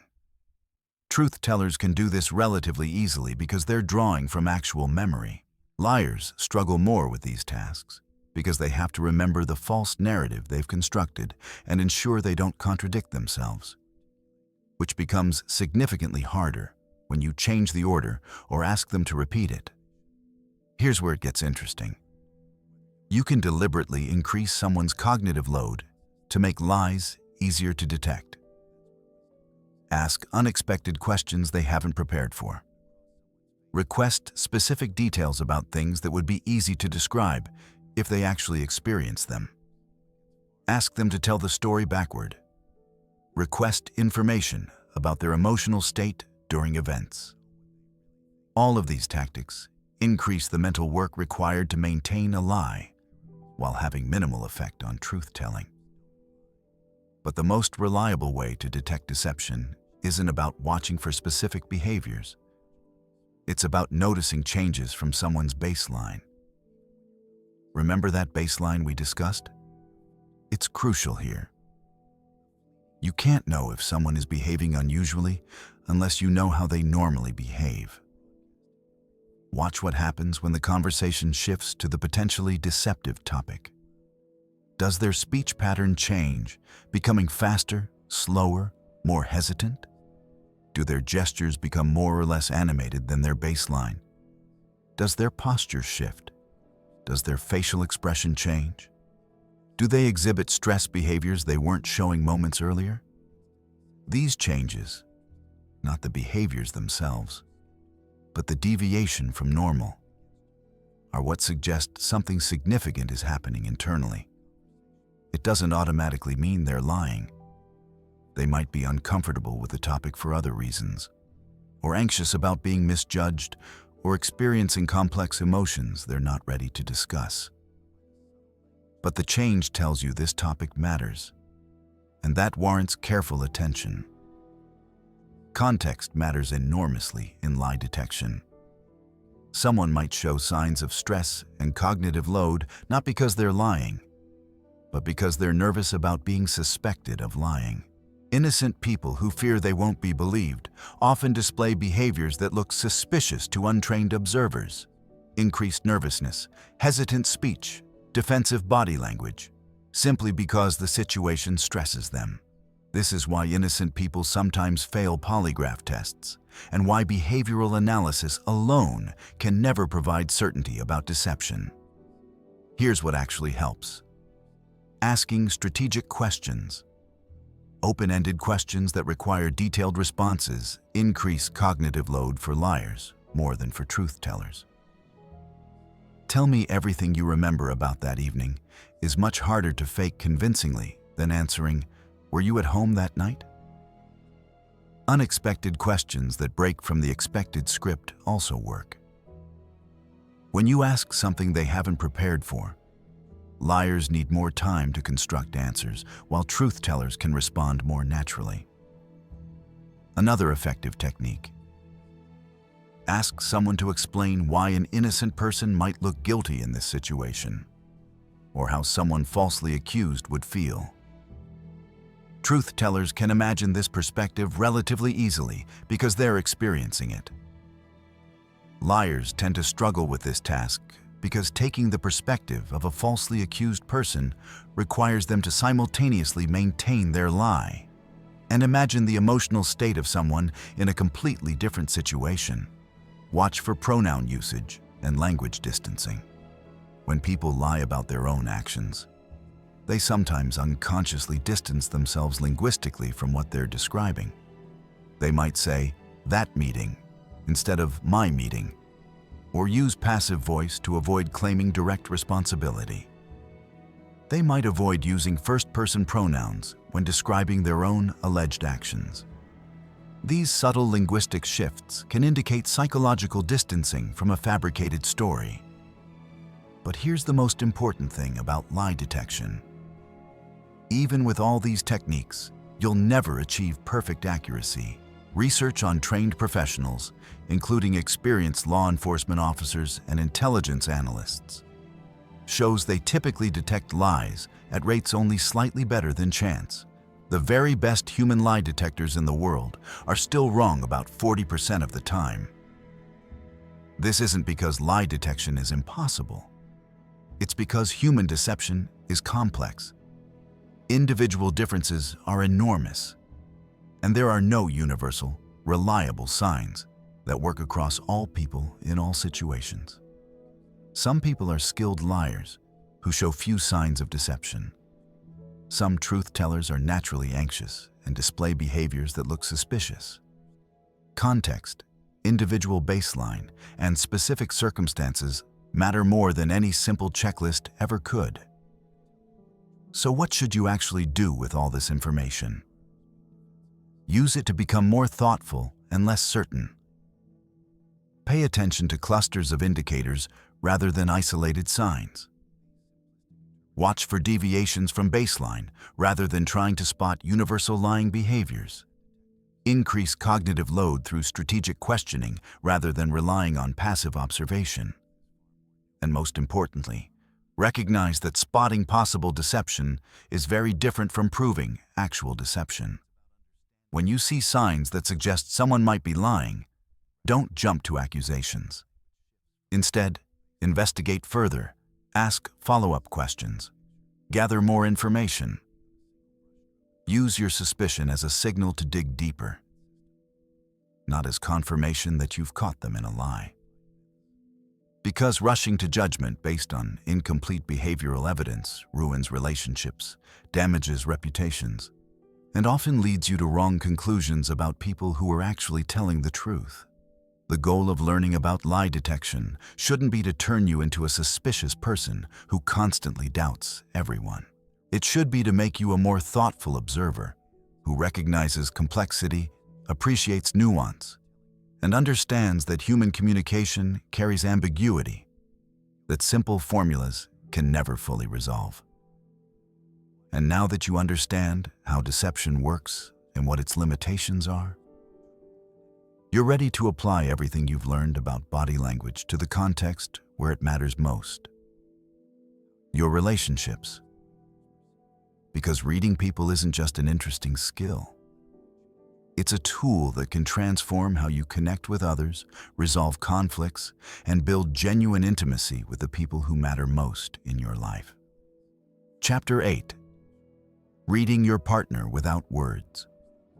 Body language in relationships. Every couple that ends up in divorce sends signals months before the conversation actually happens. The relationship doesn't collapse overnight. It deteriorates gradually, one small body language shift at a time, while both people continue having polite conversations and going through the daily routines of partnership. And here's the heartbreaking part. Most people miss these signals until it's too late to address what's actually breaking down between them. Psychologist John Gottman spent decades studying what separates marriages that last from marriages that fail. He famously claimed he could predict with over 90% accuracy whether a couple would divorce simply by watching them interact for a few minutes, not by analyzing their words, their stated problems, or their demographic backgrounds, by watching their nonverbal communication patterns. Gottman identified what he called the 4 horsemen of the apocalypse in relationships: criticism, contempt, defensiveness, and stonewalling. And while these show up in what people say, they're even more visible in how people hold their bodies, what their faces reveal, and where their attention actually focuses during difficult conversations. Let's start with what body language looks like in healthy, thriving relationships. Because you need to know what connection actually looks like before you can recognize when it's disappearing. When two people are genuinely connected, their bodies synchronize without conscious effort. This phenomenon, called mirroring, happens automatically when people feel rapport and attraction. Watch couples who are deeply engaged with each other. They unconsciously match each other's posture, gesture at similar rhythms, lean in at the same angle, even breathe in sync. If one person crosses their legs, the other follows moments later. If one touches their face, the other mirrors the gesture. If one shifts forward, the other does too. It's like watching a subtle, unspoken dance, where both partners instinctively know the steps. This mirroring isn't performance. It's a biological response to feeling connected. When we're attracted to someone, interested in them, aligned with them emotionally, our bodies naturally copy their movements to create harmony and demonstrate we're the same, we're together, we're on the same wavelength. Research shows that couples who mirror each other more frequently report higher relationship satisfaction and feel more understood by their partners. But mirroring disappears when emotional connection breaks down. Watch a couple in trouble. Their bodies occupy completely separate planes. One leans in while the other leans away. One's posture is open while the other's is closed. One faces forward while the other angles away. The synchronization vanishes, replaced by bodies that occupy the same physical space but exist in completely different emotional territories. Orientation, which direction the body faces, reveals true emotional connection more honestly than words ever could. When someone is genuinely engaged with their partner, their torso turns toward them. Even if they're sitting side by side, their feet point at them. Their body opens in their direction. But when someone has emotionally checked out, their body turns away. They angle toward the door, toward other people, toward anything except their partner. They might still be speaking, still technically present, but their body has already left the conversation. Watch couples at restaurants. The ones still deeply connected lean toward each other across the table, creating an intimate physical space that non-verbally declares, "We're together. We're a unit." Their attention stays focused on each other despite external distractions. Contrast this with couples whose bodies have turned away from each other. She's facing the window, he's watching the room. Neither creates that intimate space that says, "You're the most interesting thing here." Their bodies are already separate, even if they haven't acknowledged it yet with words. Touch patterns tell you everything about the state of a relationship. In the early stages of attraction and during periods of strong connection, people find reasons to touch each other. A hand on the arm during conversation, fingers that intertwine naturally, casual contact that seeks and maintains physical connection. These touches aren't sexual necessarily. They're about maintaining contact, about reassuring each other, we're connected, we're together. But as relationships deteriorate, touch becomes increasingly infrequent and increasingly obligatory. The casual, affectionate touches disappear first. Then the meaningful touches, the greeting hug that lingers, the comfort touch during stress, the spontaneous affection, become perfunctory or vanish entirely. Eventually, even the obligatory touches, the goodbye kiss, the hello hug, become mechanical performances rather than genuine expressions of connection. Pay attention to how your partner touches you and how you touch them. Is there warmth in those touches, genuine affection, real connection? Or have they become automatic gestures, social expectations fulfilled without emotional content? The shift from meaningful to mechanical touch is one of the earliest warning signs that emotional connection is eroding, even if neither person has consciously recognized it yet. Now let's talk about Gottman's 4 horsemen and how they show up non-verbally. Because understanding these patterns might save relationships that would otherwise deteriorate beyond repair. Criticism, attacking your partner's character or personality rather than addressing specific behaviors, shows up in facial expressions before it's even verbalized. Watch for expressions of contempt. That one-sided mouth raise we discussed earlier, the subtle sneer, the eye roll, the look of disdain that flashes across someone's face when their partner speaks. These expressions say, "I'm better than you, you're beneath me, I don't respect what you're saying," louder than any words could communicate. Contempt is the single most destructive element in relationships, and it broadcasts through body language constantly. The dismissive hand wave while someone's speaking, the eyes that look away with obvious disinterest, the body that literally turns away during important conversations, the heavy sigh that communicates, "I can't believe I have to deal with this again." Every one of these nonverbal signals erodes respect and intimacy more effectively than direct verbal attacks.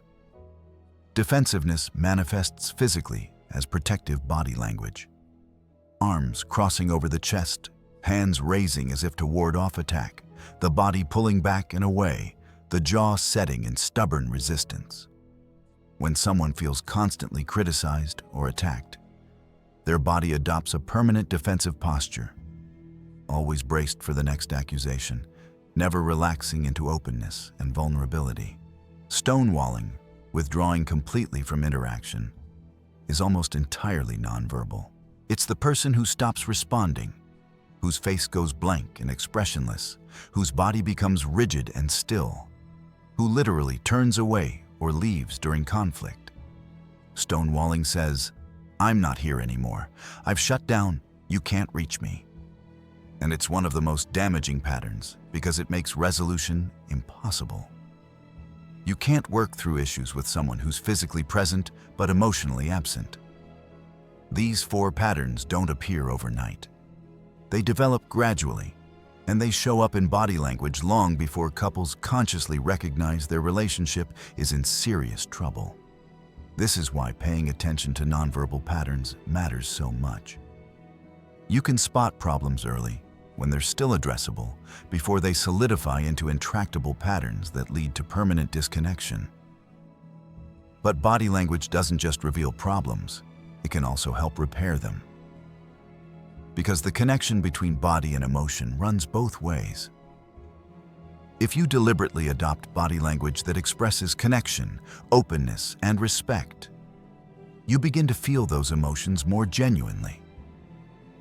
If you turn your body toward your partner, maintain eye contact, keep your posture open, and create opportunities for gentle touch, you're not just performing connection, you're actually building it at a physiological level.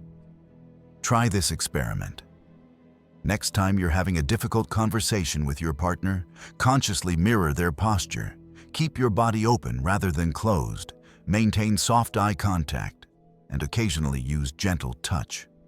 Watch what happens.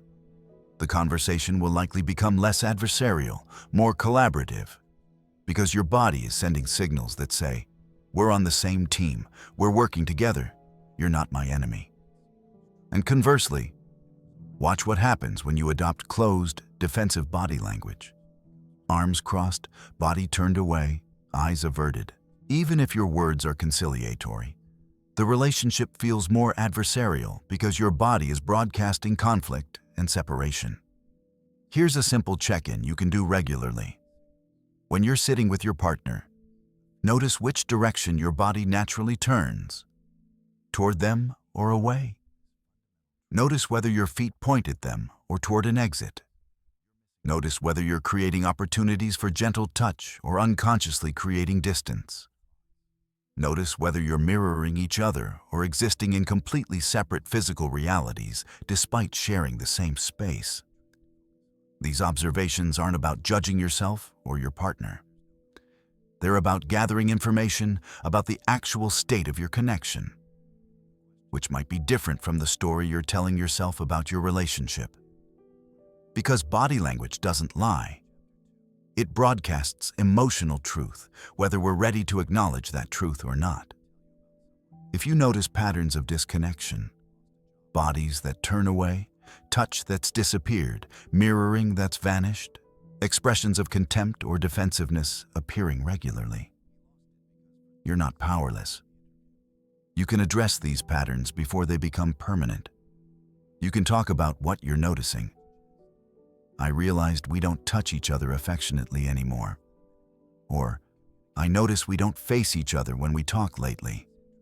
Or, "I catch myself rolling my eyes when you speak, and I hate that I'm doing that."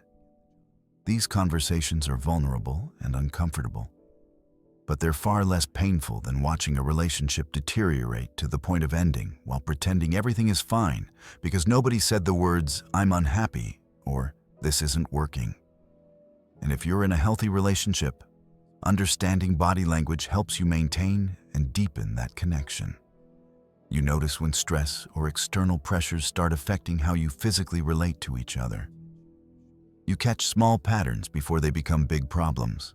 You recognize when your partner needs reassurance or space, when they're feeling disconnected even if they haven't articulated it, when they're struggling with emotions they haven't found words for yet. Reading your partner without words isn't about suspicion or playing detective in your own relationship.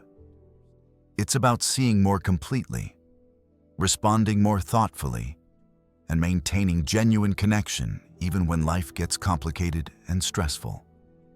And words become insufficient for expressing what's really happening between two people who are trying, imperfectly, to love each other well.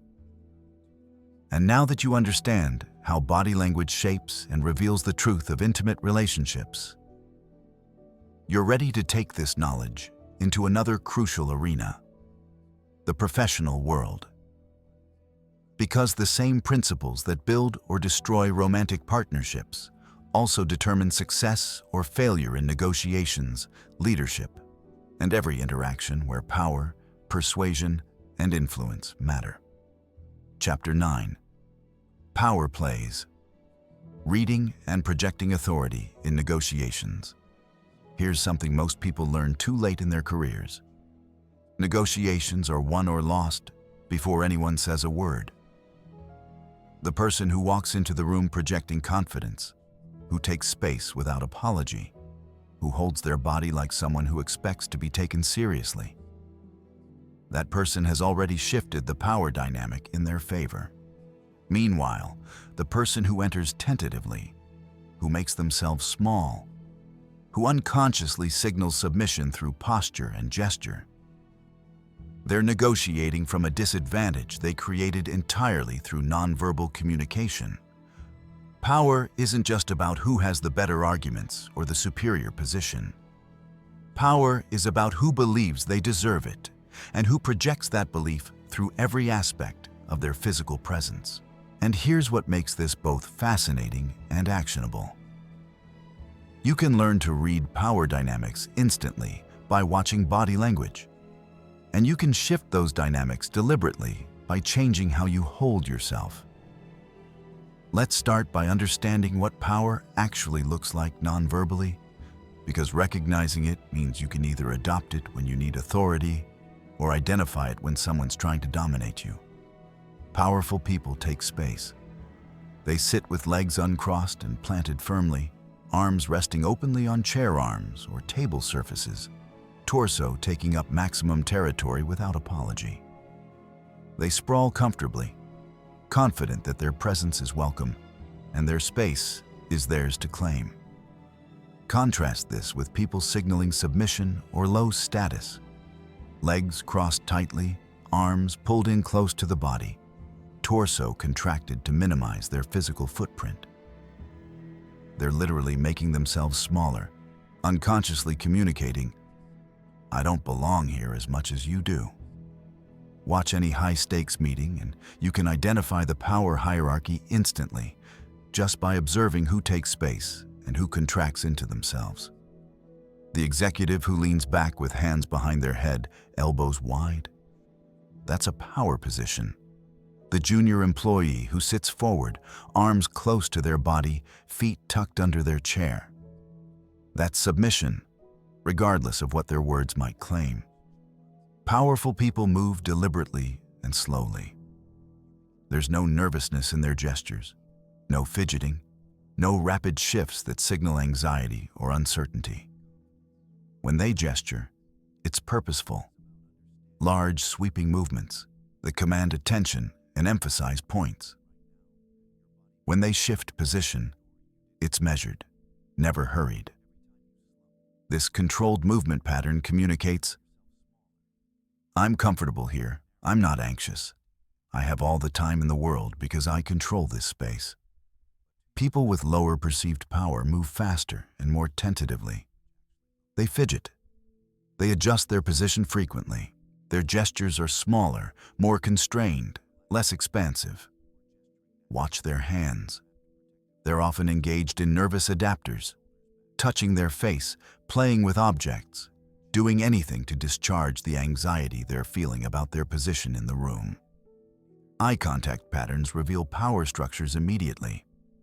Dominant individuals hold eye contact when they're speaking, establishing that you should pay attention, that what they're saying matters. But they often break eye contact when others are speaking, looking away, or at papers or their phone, communicating through that broken attention that your words carry less weight than theirs. Subordinate individuals do the opposite. They look away when speaking, almost apologizing for taking up airtime, but maintain intense eye contact when others speak, signaling deference and close attention. In negotiations, watch who controls the gaze patterns. The person who feels they have power will hold eye contact when making important points, but won't feel obligated to maintain it constantly. The person seeking approval or recognition will over-maintain eye contact, almost searching the other person's face for validation. Steepling, that gesture we discussed earlier where fingertips touch in front of the chest, is one of the most reliable power signals in professional contexts. You see it constantly from people who feel confident in their position, their expertise, their authority. It's almost never performed by people who feel uncertain or subordinate. If you watch a negotiation and see one person steepling while the other has clasped hands or fidgeting fingers, you've identified the power dynamic before either person has stated their position. But here's what's fascinating. Power signals aren't just about what you do with your body. They're also about how you respond to others' movements. Mirroring, which we discussed as a rapport-building technique in relationships, operates differently in power dynamics. Subordinate individuals tend to mirror higher-status people automatically, unconsciously trying to create alignment and demonstrate they're on the same wavelength. But dominant individuals don't reciprocate this mirroring. They maintain their own posture and gesture patterns regardless of what others are doing, effectively communicating, "I don't need to align with you. You align with me." Watch this at your next important meeting. Notice who's unconsciously matching whose gestures and postures. The person doing more mirroring is typically the one who perceives themselves as having less power or who's seeking rapport and approval. The person maintaining their own independent body language pattern is operating from a position of greater perceived authority. Seating position and spatial dynamics reveal power too.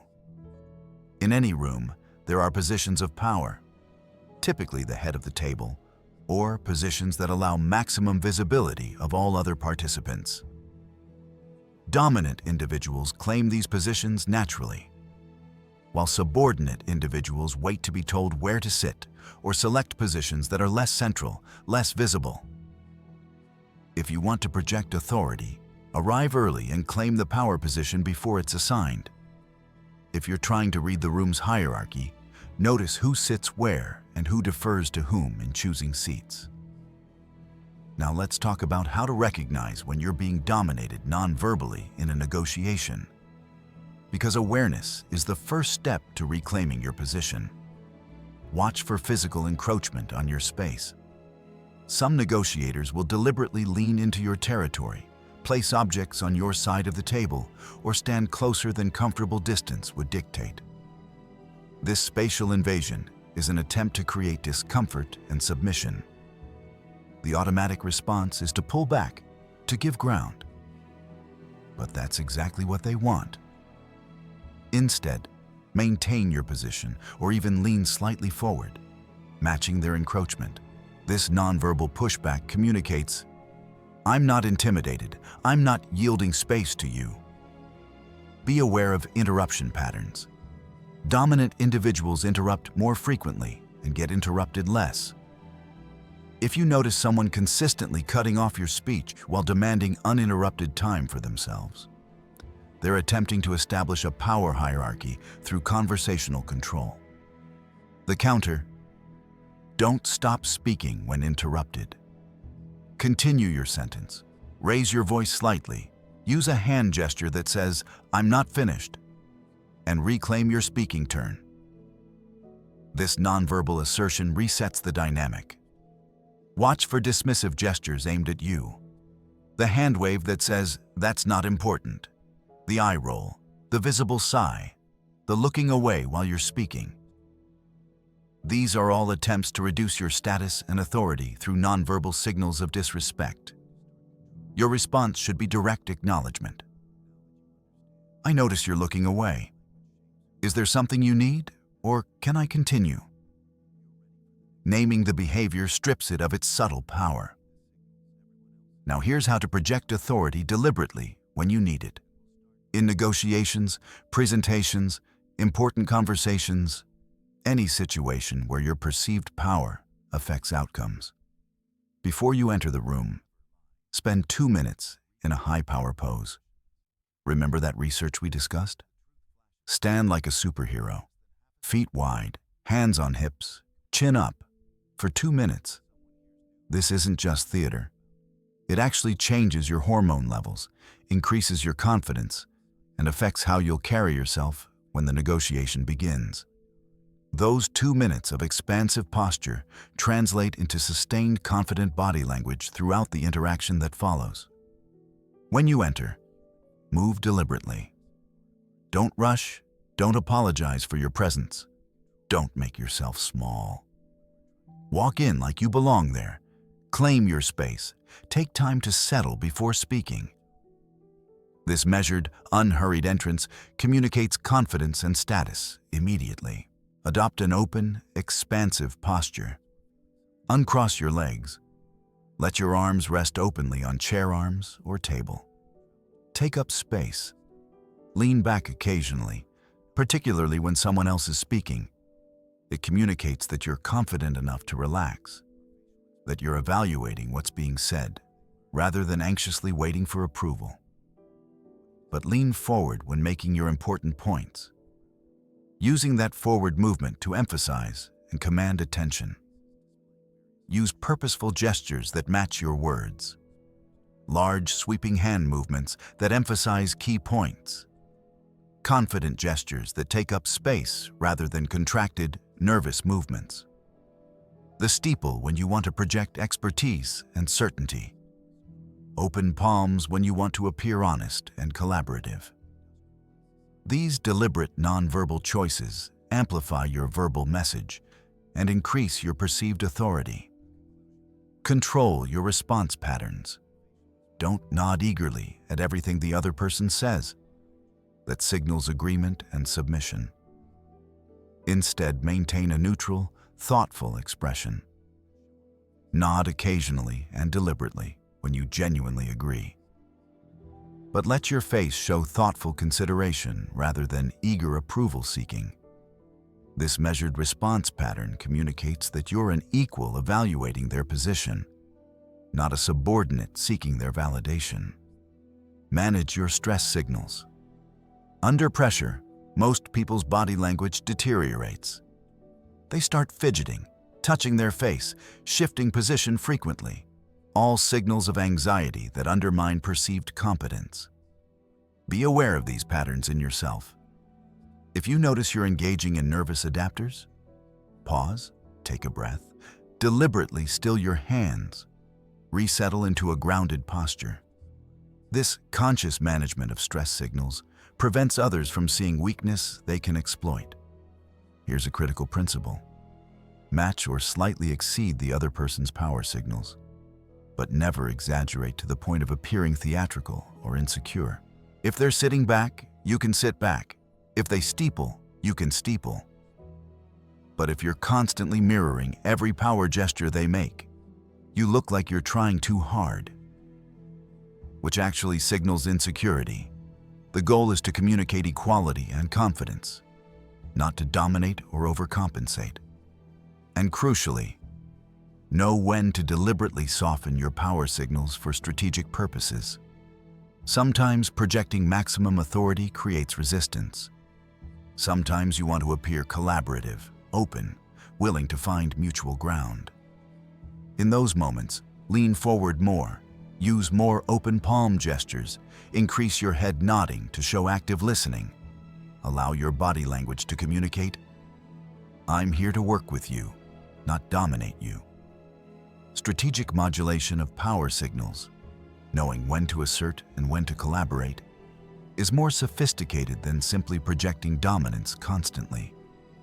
Watch for signs that the other party is becoming more open to your position. Their body will tell you before their words do. If they start mirroring your posture, if they lean forward, if their facial expression softens, if they uncross their arms, they're becoming more receptive.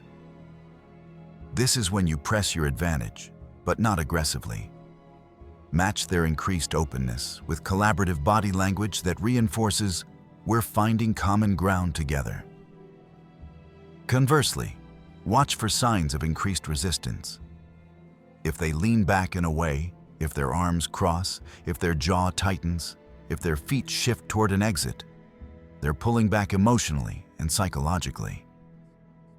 This is when you need to recalibrate, perhaps soften your approach, ask open questions, invite their input, use body language that reduces threat and increases collaboration. The most skilled negotiators are constantly reading and responding to these nonverbal shifts, adjusting their own body language strategically to move the interaction toward their desired outcome. They know that every negotiation happens on two levels simultaneously. The verbal conversation about terms, conditions, and agreements, and the nonverbal conversation about power, status, dominance, and submission.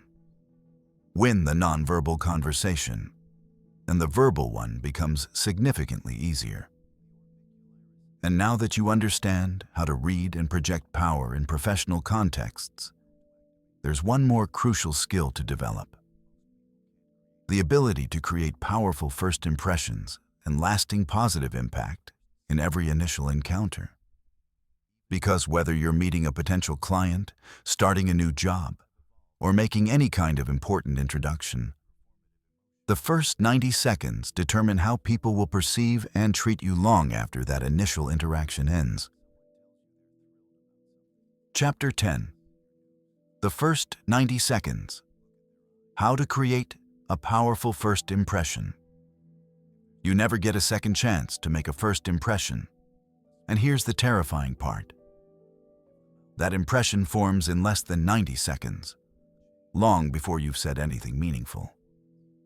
Within those first moments of meeting someone, their brain has already categorized you as competent or incompetent, trustworthy or suspicious, someone worth their time or someone to dismiss.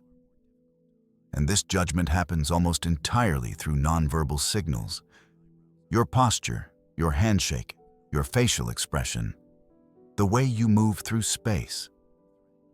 Research shows that once a first impression forms, it's remarkably resistant to change. People spend months or even years trying to overcome a bad first impression that was created in less than 2 minutes, which means mastering those initial 90 seconds isn't optional if you want success in careers, relationships, or any situation where how people perceive you affects your opportunities. Let's break down exactly what creates a powerful first impression and how you can deliberately engineer those crucial first moments to work in your favor. It starts before you even enter the room. Your approach, how you walk towards someone, the energy you bring, the confidence in your movement, sets the tone before a word is spoken. People who shuffle in hesitantly, who move with uncertain energy, who seem apologetic about their presence, they've already communicated low status and questionable competence. But people who walk in with measured confidence, who move deliberately, whose body language says, "I belong here," they've claimed authority and respect before shaking anyone's hand. Practice your entrance. Sounds absurd, but it works. Stand tall, shoulders back but relaxed, head up, eyes forward. Walk at a moderate pace, not rushed, not slow, but purposeful. This isn't arrogance. It's simply moving through space like someone who has every right to be there. That confidence in your physical presence translates immediately into how others perceive your capabilities and status. The handshake matters more than most people realize.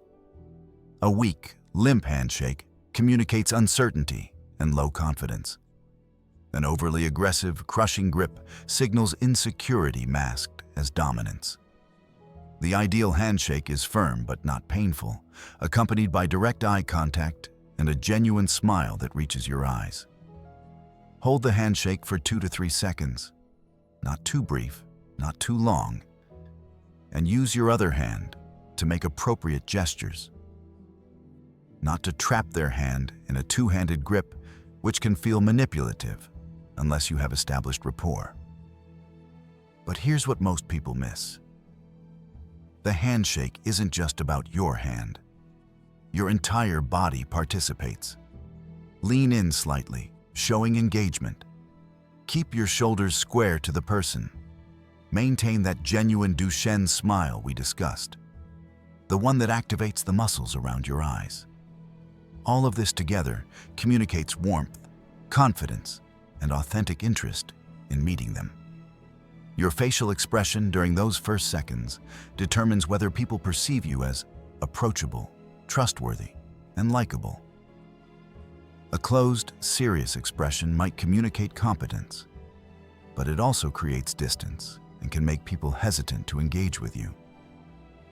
A warm, open expression invites connection and makes people feel comfortable. The key is matching your expression to the context while ensuring you don't appear anxious, uncertain, or disinterested. Eye contact in those first moments should be steady, but not intense. Hold their gaze when greeting them, but don't stare unblinkingly. That's unsettling. Break eye contact occasionally and naturally, but return to it frequently. This balance communicates confidence without aggression, interest without desperation. Your posture speaks before your mouth does. Stand or sit with an open stance. Shoulders back, chest open, arms uncrossed. Take up space appropriately for the context. If you're sitting, don't curl into yourself or cross your arms defensively. Plant your feet firmly on the ground, rest your hands visibly on the table or chair arms, and occupy your space with confidence. This open, grounded posture communicates that you're comfortable, confident, and have nothing to hide. Voice matters enormously in first impressions, even though it's not strictly body language. Speak clearly and at a moderate volume. Not so quiet that people strain to hear you, not so loud that you seem aggressive. Moderate your pace. Speaking too quickly signals nervousness. Too slowly can seem uncertain. Let your voice carry warmth and energy without being artificially enthusiastic. And critically, eliminate uptalk. That pattern where your statements sound like questions. It undermines every word you say by making you sound uncertain about information you should know confidently. Within those first 90 seconds, find something genuine to connect over. This isn't manipulation. It's recognizing that people warm to those who show authentic interest in them. Ask a question that invites them to talk about something they care about. Notice something about them, their work, their expertise, something they're wearing, and make a genuine, specific comment about it. This shifts the interaction from formal evaluation to human connection. And it does so through your body language as much as your words. Leaning in to listen, maintaining engaged eye contact, using facial expressions that show you're genuinely interested in their response.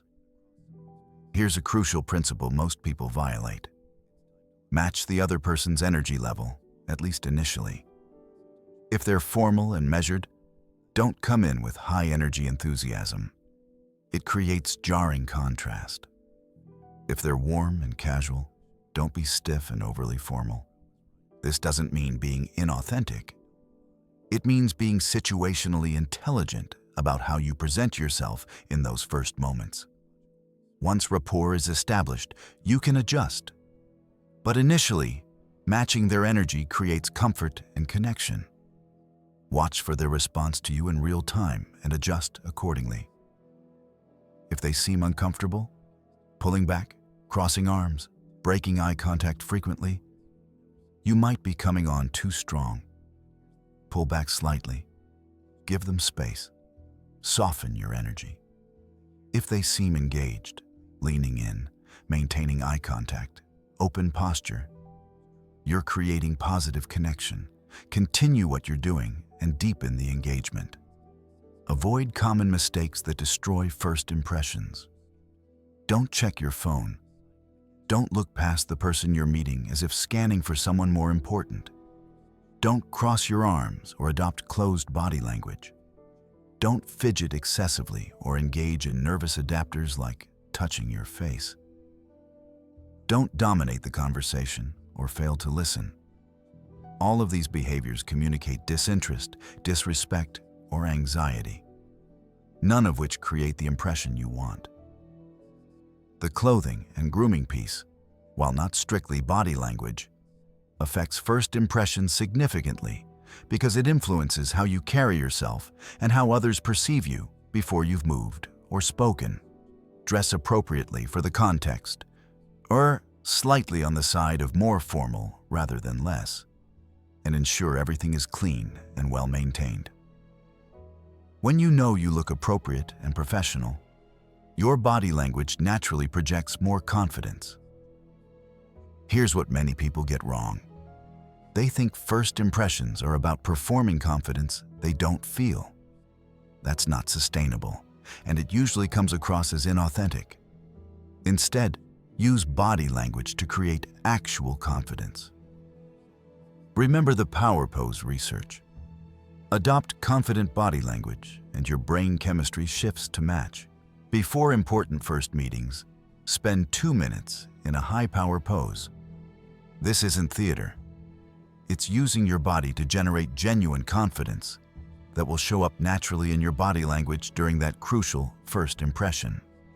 Practice these elements not as separate tricks, but as an integrated way of showing up in the world. Walk with purpose. Offer a firm, warm handshake. Maintain appropriate eye contact. Keep your posture open and grounded. Smile genuinely. Show authentic interest in the person you're meeting. Speak clearly and confidently. Match their energy initially while staying true to yourself. These aren't manipulations.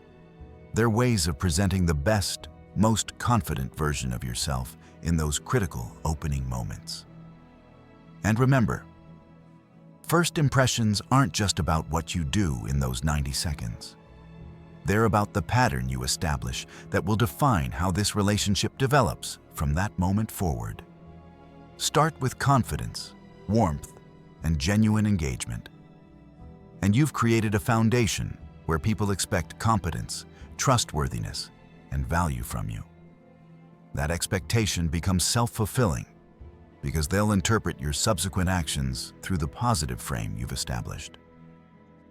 And now that you understand how to create powerful first impressions, you have all the tools you need to read people accurately and present yourself strategically. But knowledge without practice is just interesting information.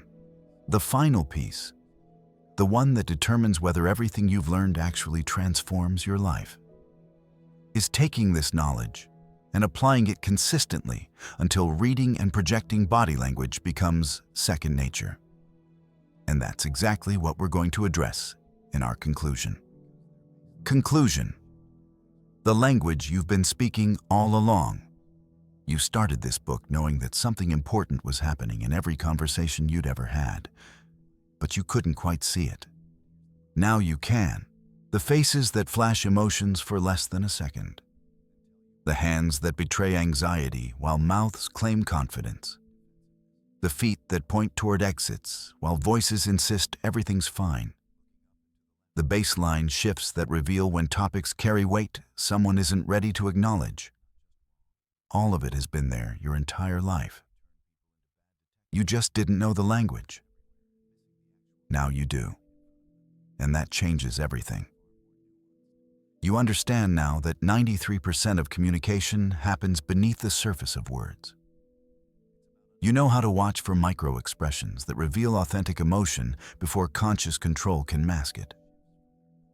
You recognize the difference between genuine smiles and polite performances. You see how hands broadcast truth more honestly than carefully chosen words ever could. You know that Shakira was right. Hips don't lie, and neither do feet, legs, or any part of your lower body. You understand that reading people isn't about isolating single gestures and assigning fixed meanings. It's about establishing baseline behavior, watching for clusters of signals, recognizing when verbal and nonverbal channels align or contradict, and understanding that context determines everything. You know that the same crossed arms can mean defensiveness, cold, comfort, or habit depending on who's crossing them, when, and what else is happening in that moment. You've learned that detecting deception isn't about catching people in lies through simplistic tells, but about noticing cognitive load, watching for deviations from baseline, asking strategic questions that make lying harder than telling the truth, and accepting that even professionals can only detect deception at rates barely better than chance. You've learned to be thoughtful and perceptive, rather than suspicious and certain. You know how body language shapes relationships, how mirroring creates connection, how contempt destroys intimacy, how touch patterns reveal the true state of emotional bonds long before anyone admits the relationship is struggling. You understand how power dynamics play out non-verbally in negotiations, how to project authority when you need it, how to recognize when you're being dominated, and how to reclaim your position. And you know how to create powerful first impressions in those critical 90 seconds that determine how people will perceive and treat you long after that initial interaction ends. But here's what matters most. Knowledge without practice is just interesting information.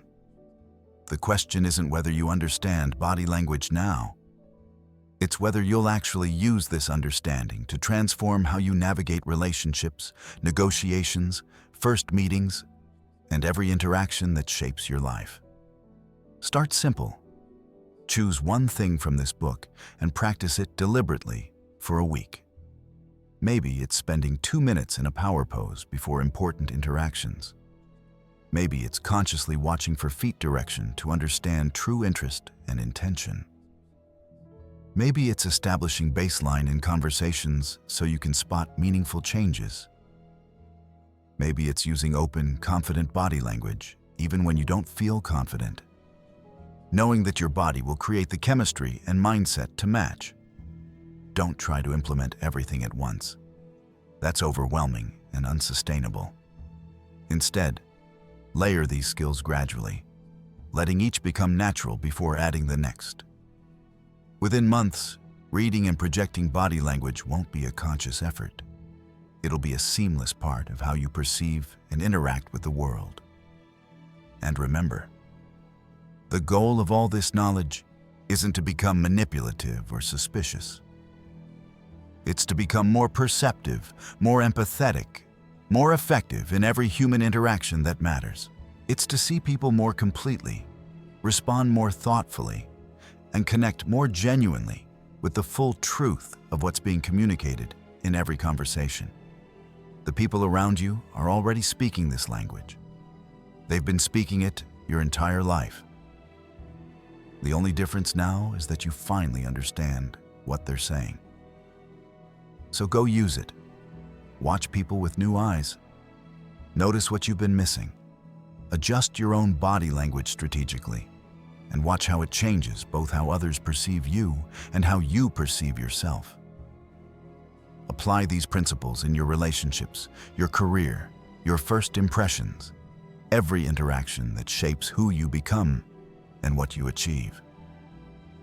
Because you now possess a skill most people never develop, despite its profound impact on every aspect of life. You can read the language everyone speaks, but almost nobody consciously understands. That's not just interesting, it's transformative. The question is, what will you do with it? What will